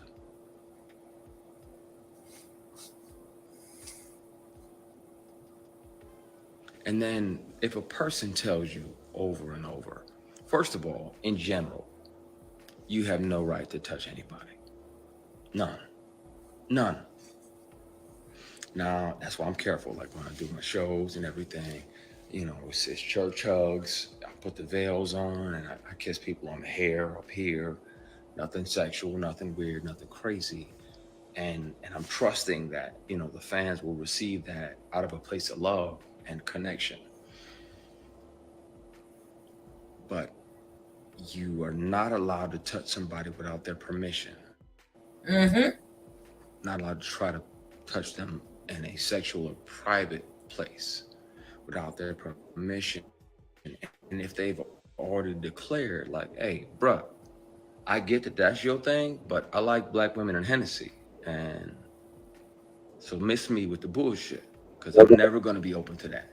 I'm never going to swing at that pitch. Like I'm batting for this team over here. God made ovaries and fallopian tubes and vagina, labia majora, labia minora, uterus. It's just wonderful over here. So I'm gonna stay over here, like chill. And then this person still tries to grab you, physically grab you.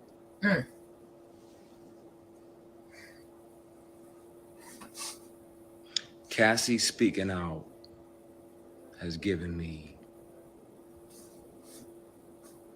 reminded me about not just me, because it was brutal going through it, because it lasted for years. But her speaking out, people need to know. And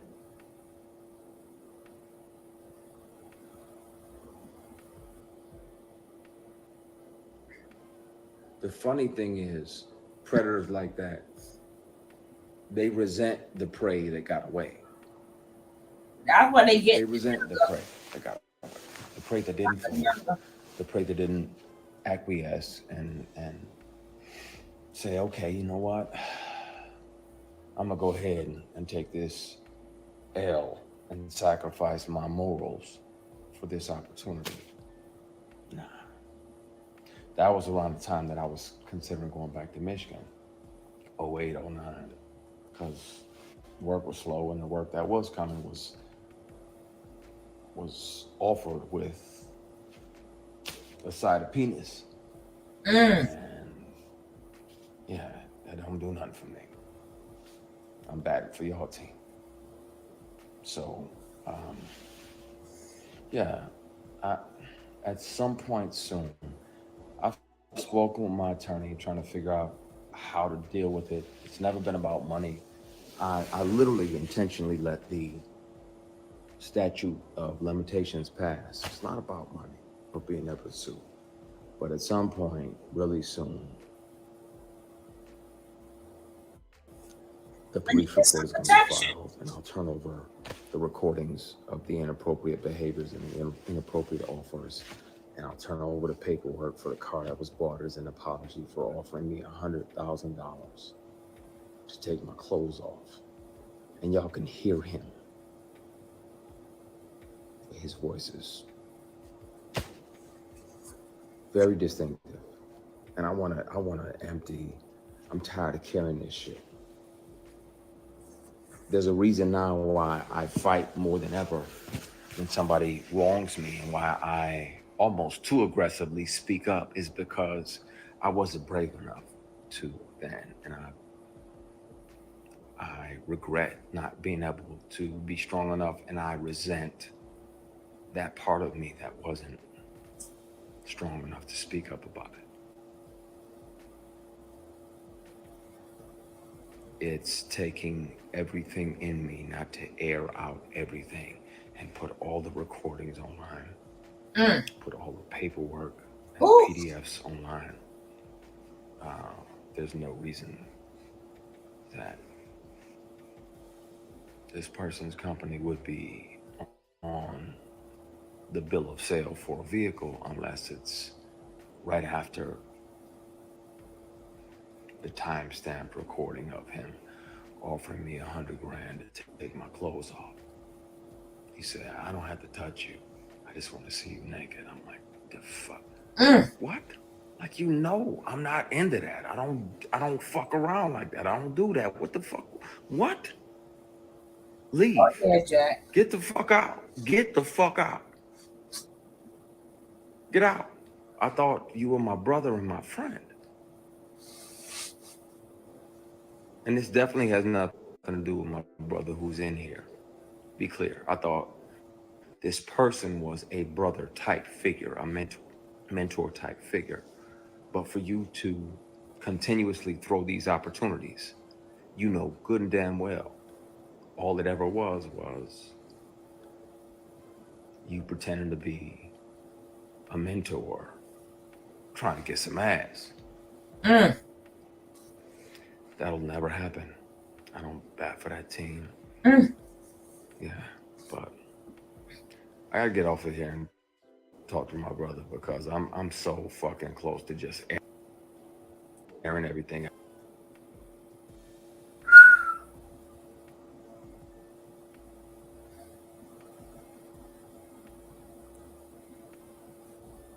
With the way the world is set up, you have to have a strong mind or it would break you. See, this now you understand when I say when people are ready to tell their story, they'll tell their story. And sometimes, even if they don't give names, the point of you telling your story might make somebody else come out. Somebody else come out. What Cassie did, what even he said, Cassie gave him the strength to do it, right? And if somebody gave Cassie the strength to do it, you cannot dictate when somebody's supposed to tell their story, when they're supposed to tell your story, and you need to tell it, and something is happening to you, let somebody know. Baby, do people honestly think nobody never thought of let me tell? It's some reasons why they didn't tell. Either they was too scared to tell, they were threatened, they were young, and I got an interview coming up. Um, on my other one, right? It's another real touching on my street talk, right? And I might be doing that Friday.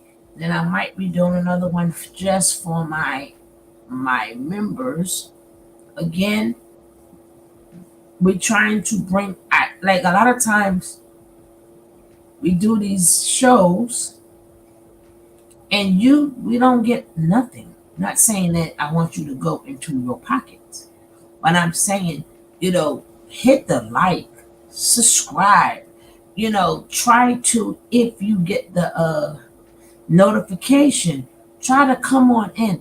Any part of support is support.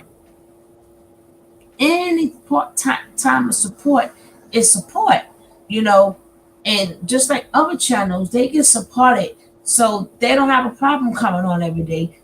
People support them.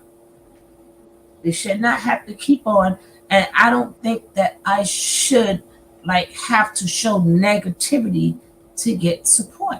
Even if it's just your presence being here, that is support. Hitting the like is support. Sharing the video is support. Every little thing you do is support. Now, if it's not the topic of, something negative, don't pop in. That's not showing support, because that F's up your analytics. People don't know that F's up your analytics. Even when I used to tell people that I used to do the growing channels, when they pop in and pop out, they send your analytics all the way down, because they show you how long people been in the chat. They show you how long people was in there. And when you in and out, according to the algorithms, they don't like your topic and they left. So try to, sit on in here for a while. That helps with the analytics. When you pop in and pop out, that mess up your analytics. I don't need for nobody to come and tell me hi. I need for you to enjoy the show. And if, just like I have some people on here, they'll send me some stuff. I'll get on it. I don't mind showing some of the things you like, but the thing is, I want you guys to get educated from it. But I shouldn't have to sit up there and, hey, my sissy, girl, I'm ready for our next show, girl. I'm ready for our next show, sissy. Yeah, but again, do not pop into somebody's chat. If I go into somebody's chat, I stay in there. Even if I don't say nothing, every 5 minutes, maybe I go to the bathroom, but I'm not cutting off the show. But again, you mess up people's analytics. When you pop in, I'm just saying hello, then you pop right back out. That's showing YouTube analytics I don't like the topics. They don't see the word I'm just saying hello. They see you popping in and popping out. That brings your analytics down. Brings it down. Brown Girl Bella, sissy, I'm waiting for you to have a giveaway, a tester giveaway, and some free stuff giveaway. I'm waiting for you to do a raffle. So when you do that raffle, I can get up in there. Yes, ma'am. And my sister Brown Girl Bella is doing phenomenal work. Phenomenal work. I am so proud of her. I'm proud of everything that she's doing. How you say? She's standing on her business. She's standing on her business.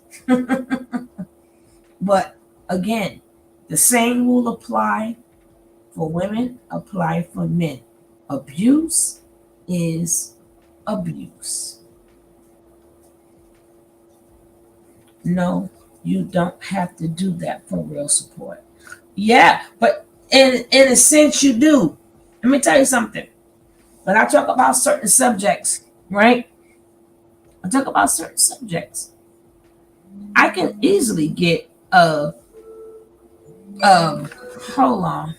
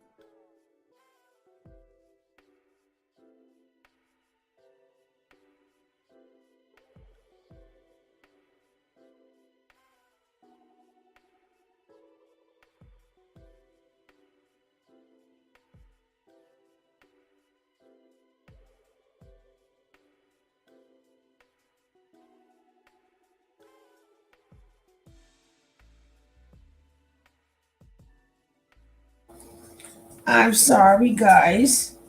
All right, people see how real we are, Sugar Love, and how hard we work. Cream always rises to the top. I keep rising to the top.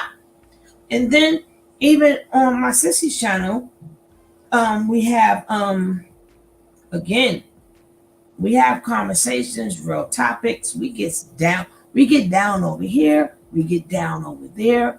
And also my brother, the word. But it's just that he come on a little bit too late. And sometimes if I'm a bad girl, I'm gonna be up and I'm gonna catch him. But I always, again, if you cannot go and check out somebody's live, be part of the replay gang. Be part of the replay gang because that is support also. Sometimes you cannot make it to the live. Sometimes there are hours, you might be tired, but check out the replay. Be part of the replay game. We all work hard, but like, I be trying to send people to cash. I don't know, not the cash apps, but I send people a cash app, but I be trying to send them the thing. But only is why I don't like sending in the super chat because YouTube take too much of that. At least the cash app that goes to them. But for some reason, I have to send them the cash app because it will not let me send them the super chat. I don't know. My card just don't like it. It will not let me send nothing through the super chat. So I'll just send them a little cash app or something like that. But again, people put in hours. Whatever you see on where people work, they gotta go look for that stuff. They gotta find the right spot. But again, if you are into makeup, please check out my sissy brown girl Bella. She's gonna drop her link in here. She's gonna drop her link and check her out. The word, please, let's check him out. He does phenomenal work. He's a cool ass brother. He's a cool ass brother. Definitely check him out. And who else? Who else? Am I forgetting anybody?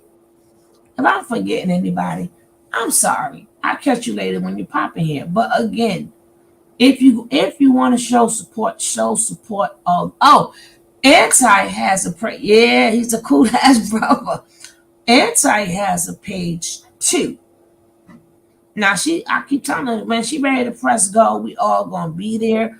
But until you are ready to go, Sissy or Jackie, can you please drop antisocial. She not love her because of her name, period. But I don't even know antisocial. I don't know why. I just like feel like so close to her. Right? I don't have no idea. But they feel like I knew anti like forever, right? I don't know what it is.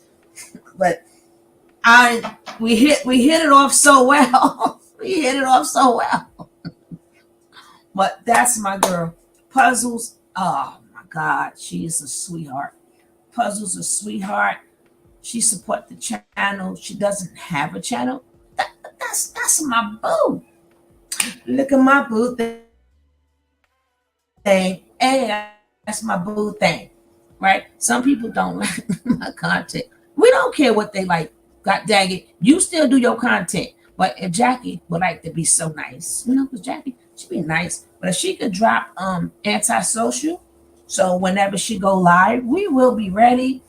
And she could drop Brown Girl Bella, because Ahmad has to do that. So if they want to drop it, we're gonna drop it. And then again, if we all support each other and we stay supporting each other, we will grow. If you cannot make it to the live, it's okay. Become part of the replay. Gang, gang, gang, gang, gang. But we're going to definitely support you. Let me go check out Anti right now. Let's see how many subscribers she got. Once they decide to, you know what? I all my daggone Mars, I'm firing all of y'all. I'm so serious. Y'all are so fired. But I want to check out her hold on, I'm gonna check her thing out right now. Cause we gotta get her up there. So whenever she's ready, we'll be ready too.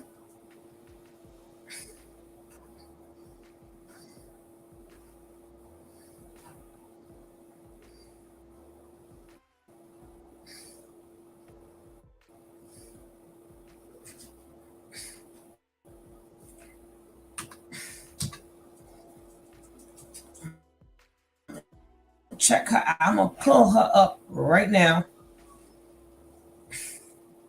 And don't forget, if you do not, because I'm getting ready to do an interview with the Word. I'm ready to do an interview with him about his childhood and stuff like that. That will be done on my other channel. That will definitely be done on my other channel. So I'm trying to build that one too. Right?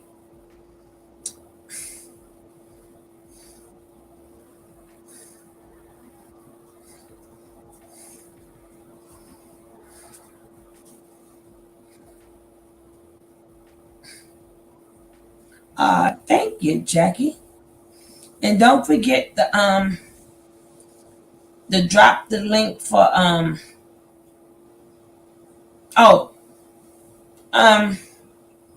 think, is it still, are we on for Friday, or are you gonna let me know? Or are you gonna let me know? This is Anti's channel.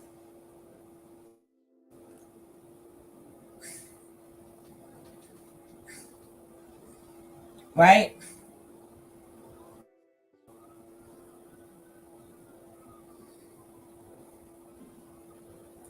We're gonna check her channel out. Then I'm gonna check out my sissy's channel, so y'all can see what it's about. Cause I would like for you guys to be there with me. Come on over there. I don't just support awesome content creators. That's it. I just don't support. What do you mean? No, I don't just support awesome content. Girl, you got me confused. But I'm gonna show you what my sissy. I'm gonna show you my sissy in a second. But I want to do antisocial first, right? Because I don't want nobody to leave without subscribing to her, right? Now, as you see, I'm already subscribed. So, her content, this is the Word, my brother. They're gonna have to do me some intros and extros and stuff like that. You're gonna tell me how to do that. But her thing, we're gonna watch one of her videos right now, right? We're gonna do a short one. So she has let's check out her. Let me see if she do lives. Okay, she do her lives, which was 4 days ago. That's so cool. Let's chill. Zodiac. Girl, girl, girl. Let me see what she got to say about that. I don't do readings, but girl. Oh, yeah, I just want y'all to know. They mad at me on Facebook, right? Because I have canceled Capricorn season, because y'all Capricorns do not know how to act. So Capricorn season is canceled until y'all learn how to act, right? And Pisces season is going to be canceled until y'all learn which direction y'all want to go. The Aries season is definitely canceled because they don't know how to act, right? Y'all already know Taurus. I may let y'all have a Taurus season. Y'all know I love my Geminis. So Gemini season definitely will be popping. It's going to be popping. But as of now, and then I told them Capricorns, listen, open your Christmas gift on your birthday, right? Open up half of the package on Christmas and open the other half on your birthday. Times are hard. And no, you're not getting all these a Christmas gift and a birthday gift. You're only getting one, damn it. Times are hard. Gas is expensive. Going shopping is expensive. No, it.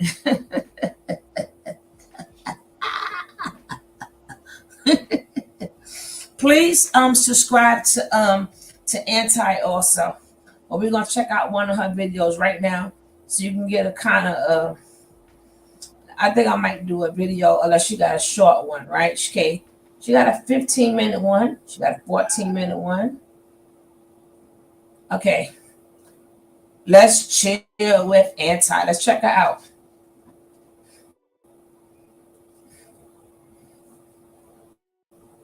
And I mean it. Let's not. Yeah, she want me to lock it.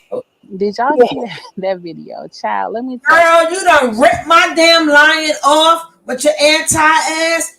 Can you bring me my lion, please? Oh, you are, how you let your birthday pass, Jackie, and then tell nobody? Hold up. God dang it. Let's go. Happy birthday to you. Happy belated birthday to you. Happy belated birthday, my love Jackie. Happy birthday to you. Yay! Yay! That's okay, Jackie. We may be a couple of days late, but you know you are heart and our soul. Happy belated birthday to you, my love. And I wish you many, many, many more. But happy birthday to you, my love.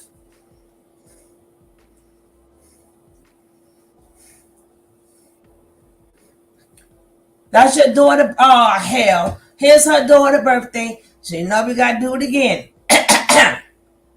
I sing it my Marilyn Monroe way. Happy birthday to your daughter. Happy birthday to your daughter.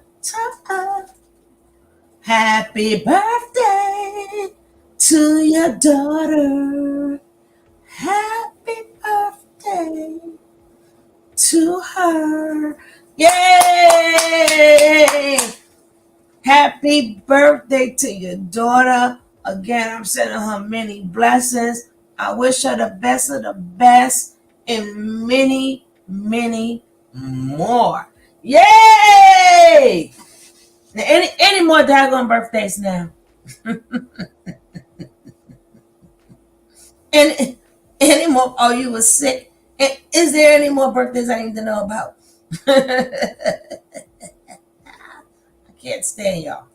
Now, I would like my lion, Miss Anti. Thank you kindly.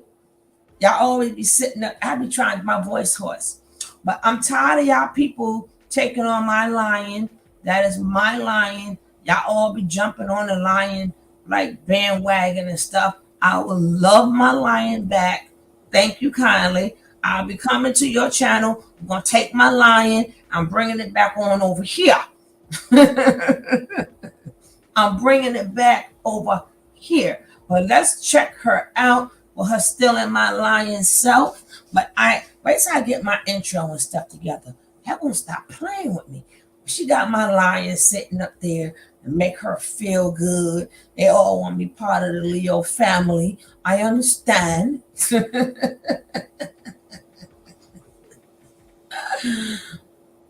Oh, I didn't say happy belated, but as really tell her happy. Oh yeah, make sure you tell her we sung happy belated birthday, Anti.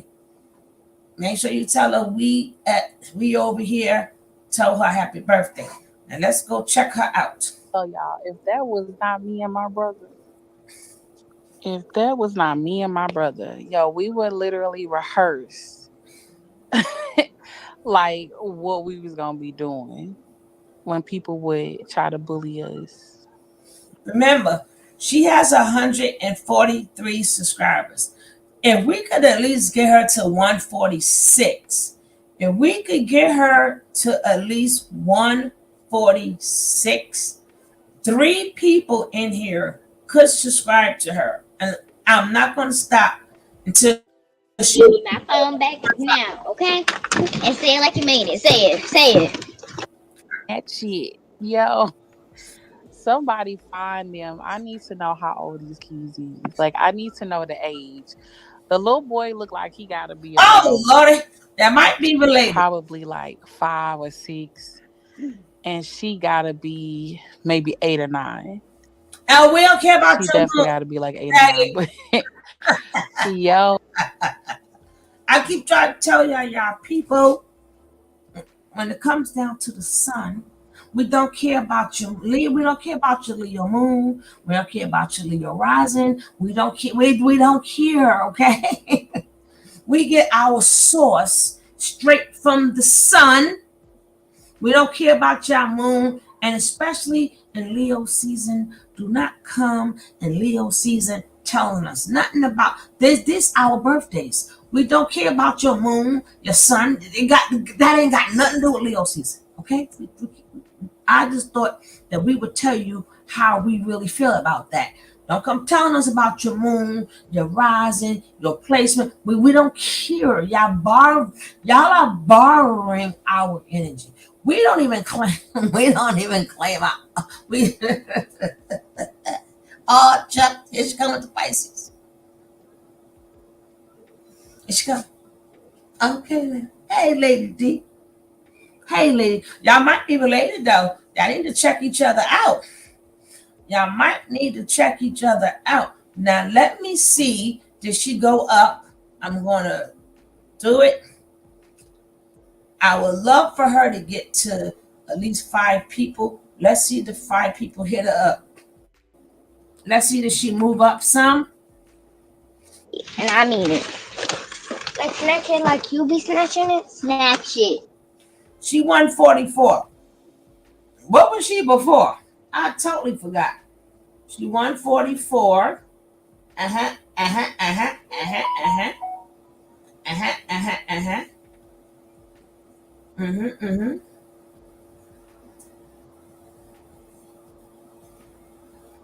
I know Jackie, you may have to drop the link to her and Bella again.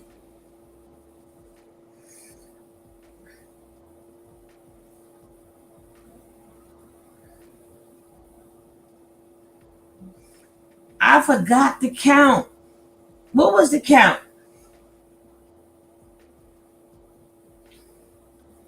Because I said I want her to have 146, right? I said 146. So I don't know.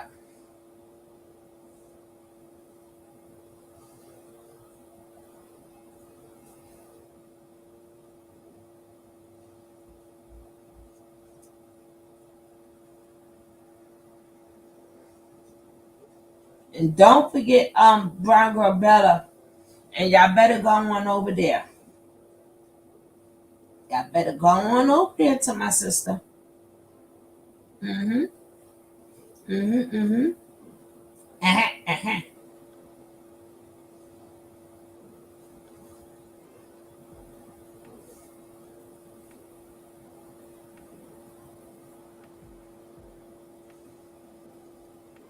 So I really want 5, so 46. For seven, if we get it to 148, we are good. We get it to 148, we are good. That means we have made 5. Don't forget, as you're doing that, let a Bill, let a Leo. Let's be a Leo for nah, we can't do that. We can't do that. No, no. I'm gonna check it. Oh, you was at 141. Move, dog. Cat, come on now. Come on now. Come on now.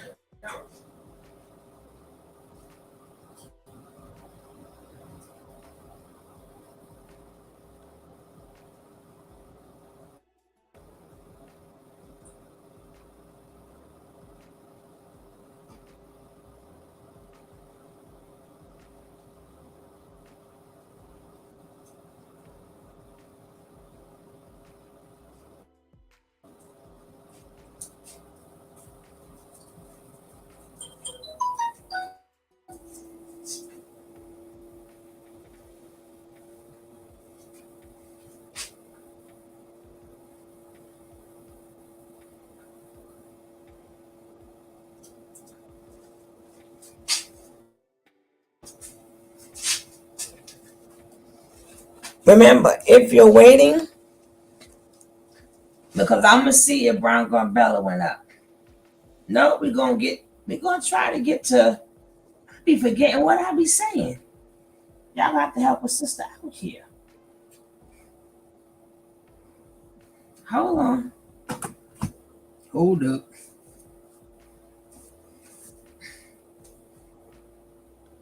We're gonna see if we can at least get 5. I think she got 140 something. Mm-hmm. Let me see where she's at. Let me see.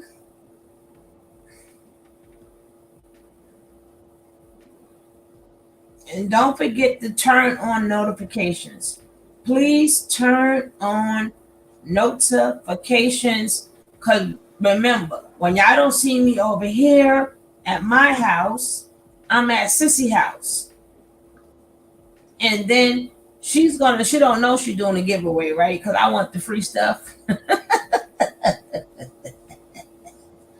I want the freebies and ish. Oh man. All right, let's check and see where she at right now. I see she was at 141. She's at 144. Let's see where she's at right now.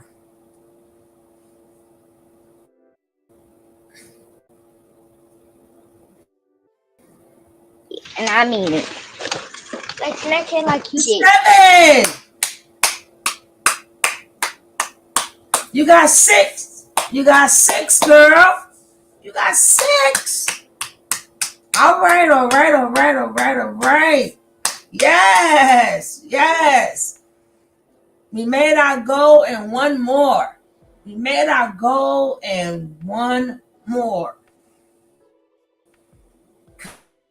Because guess what? She got 800, almost over 800 more to go, right? Oh, no problem, Anti. You know, we fam, yo.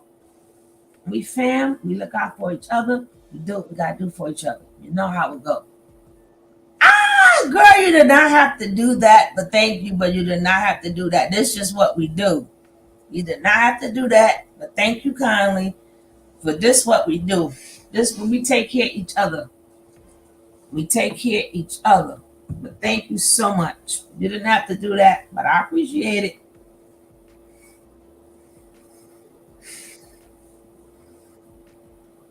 Now we can get all our, and now again, turn your alerts on. Don't forget to subscribe to Bella, right? And don't forget to don't what you this damn cat. I said, oh, but thank you, baby. And don't forget to click on Brown Girls Bella link. Click on your so when she have her nice, listen, we all be up in there. We ride together. We ride. We ride to the. I'm getting me a one of them little microphones that make voices. I'm be singing in auto tune. Yes, I am. Yes, I am.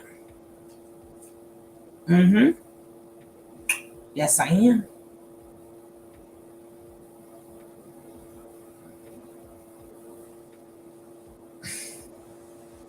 But we're gonna finish hearing her out a little. Oh, supposed to go to Brown Girl Bella. Let me stop this. Go check out my girl Brown Girl Bella so y'all can see my sissy. My sissy Bella. Okay, we are going to do, she got us, let's see, she has a short for us in a video. Let's check out my sissy. Let me just go up in here. That's the playlist. We don't want that. Right? Okay, even though this is 2 years old, but we're going to check out the beautiful Brown Girl Bella. We're going to check her out. If you like, come on over there after this commercial, right? I usually play the commercial, but I'm not going to play it now. Let's go. Brown Girl Bella. Hello everyone, my name is Shannon and my channel name is Brown Girl Bella. It's the place where lips, lashes, and luxury meet. If you want to know anything about what's new, what's now, and what's next in the beauty department as it pertains to skincare or makeup, you've come to the right place because I'm here to bring all of that to you and more. What I love most about my channel is that sometimes, as all women, we go through our aches and pains. I suffer from nerve damage in my shoulder. So I sometimes don't really feel my best. And that's when I really rely on. Hold on. I just want y'all to catch her short. Because again, this is 2 years ago. Okay. Oh, look at the doggy. Wow, hold on. I am not sugar and spice and everything nice. I am sage and hood and wish a motherfucker would. I am not sugar and spice and everything nice. I am sage and hood and wish a motherfucker Tell her, would. sissy. Tell her, sissy. I ain't fucking with you. I am not sugar and Oh, God. Oh, sissy crazy. What is up the word? Brown Bella punishment. We put her ass on punishment right now, damn it. Her ass on punishment.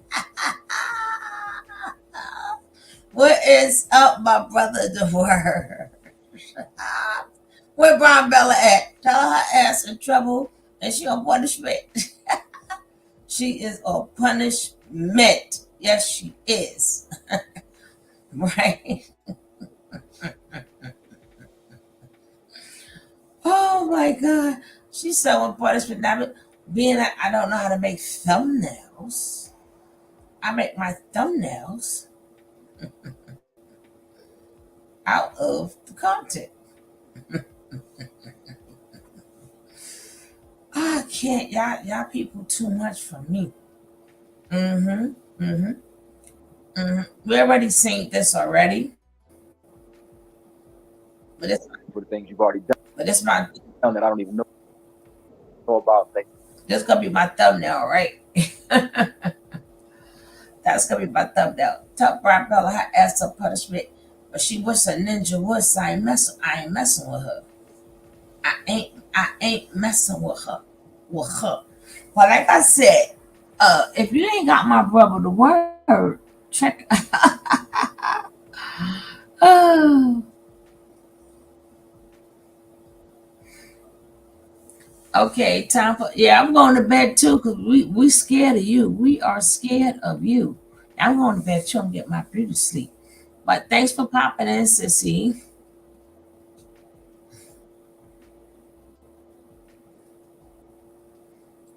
Take Brown Girl Bella phone. They said take her phone and she was a ninja wood, right? But even who, like I said, um, like I said before in my other interview when we was talking about Cassie, people tell their stories when they are ready to tell their stories. No one has the right to tell somebody why and when or anything else about their lives, their stories, and what they went to. You was not part of the trauma. So you are not part of when they tell the story. Trauma is trauma. You don't have that right. I'm sorry. You don't have that right. But we're going to stay into this. And again, why is he not telling his story? Because he's in the entertainment business. And these are powerful people. Stop putting a battery in people's back and you F them all up because you want a name. You don't even know this man. This man don't know you. He's just telling his story. When he's ready to name, once he got enough people behind him, I believe he would name the names, right? But up until then, he's just letting you know his experience, like the rest of people do. But y'all already know Mother Love has been here forever. She is the mother of the show, and we love Mother Love Logic dearly. It's always beautiful when she can get up here and come show her butt. But I am definitely out of here. I thank all you for being here. Bella girl, I can't wait till you start going live. We get these panels going. Anti, and we made 6 subscribers, and maybe we'll try to get you more, depending on what subject. Whatever subject you do is what really brings in the people. But we got work to do. We're gonna move them numbers up. We're gonna move them numbers up. So even if you're not doing nothing right now, hey, don't matter. You're going to, but we're gonna definitely support you. We're gonna definitely support you, right? And sometime they're gonna have to like DM me, hey, I'm going on, because YouTube don't like to send out the notifications. I don't get a lot of notifications. That's why a lot of people are not in your room, because YouTube is not sending out the notifications. But on this behalf, we shall stay tuned. Tomorrow, I got a little bit more and a little bit more. Anti, we head off since day one. And again, support my brother, my cool ass brother. My cool ass brother. The word. That's my cool ass fella. Cool ass fella. But because he's gonna be doing an interview with me.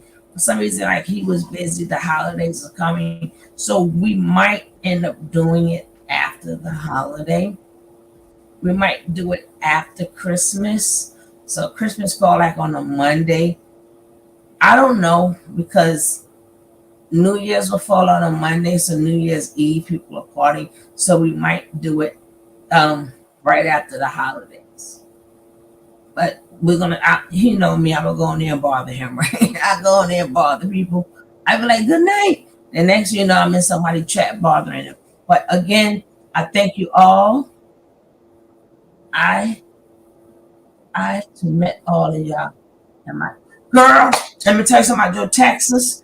I heard y'all got the most roaches, girl. Texas got all the roaches. We ain't going there. Oh my goodness, the word you still in here? I thought you did. I didn't know you was still in here, my brother. My cool ass brother. He's a cool ass brother. My next live, gonna rub. I'm all about that. I'm all about that, baby. I'm all about that. And then I'm gonna be doing some other stuff too. So when we do other panels and stuff, I definitely need like send anti my DM because baby we're gonna be doing some panels too. We're gonna be going in. So it might not be on this channel, might be on another channel, but it's gonna be on and popping. But anyway, I wish you guys well. And my replay gang, thank you for coming and for being here. And I see you guys later.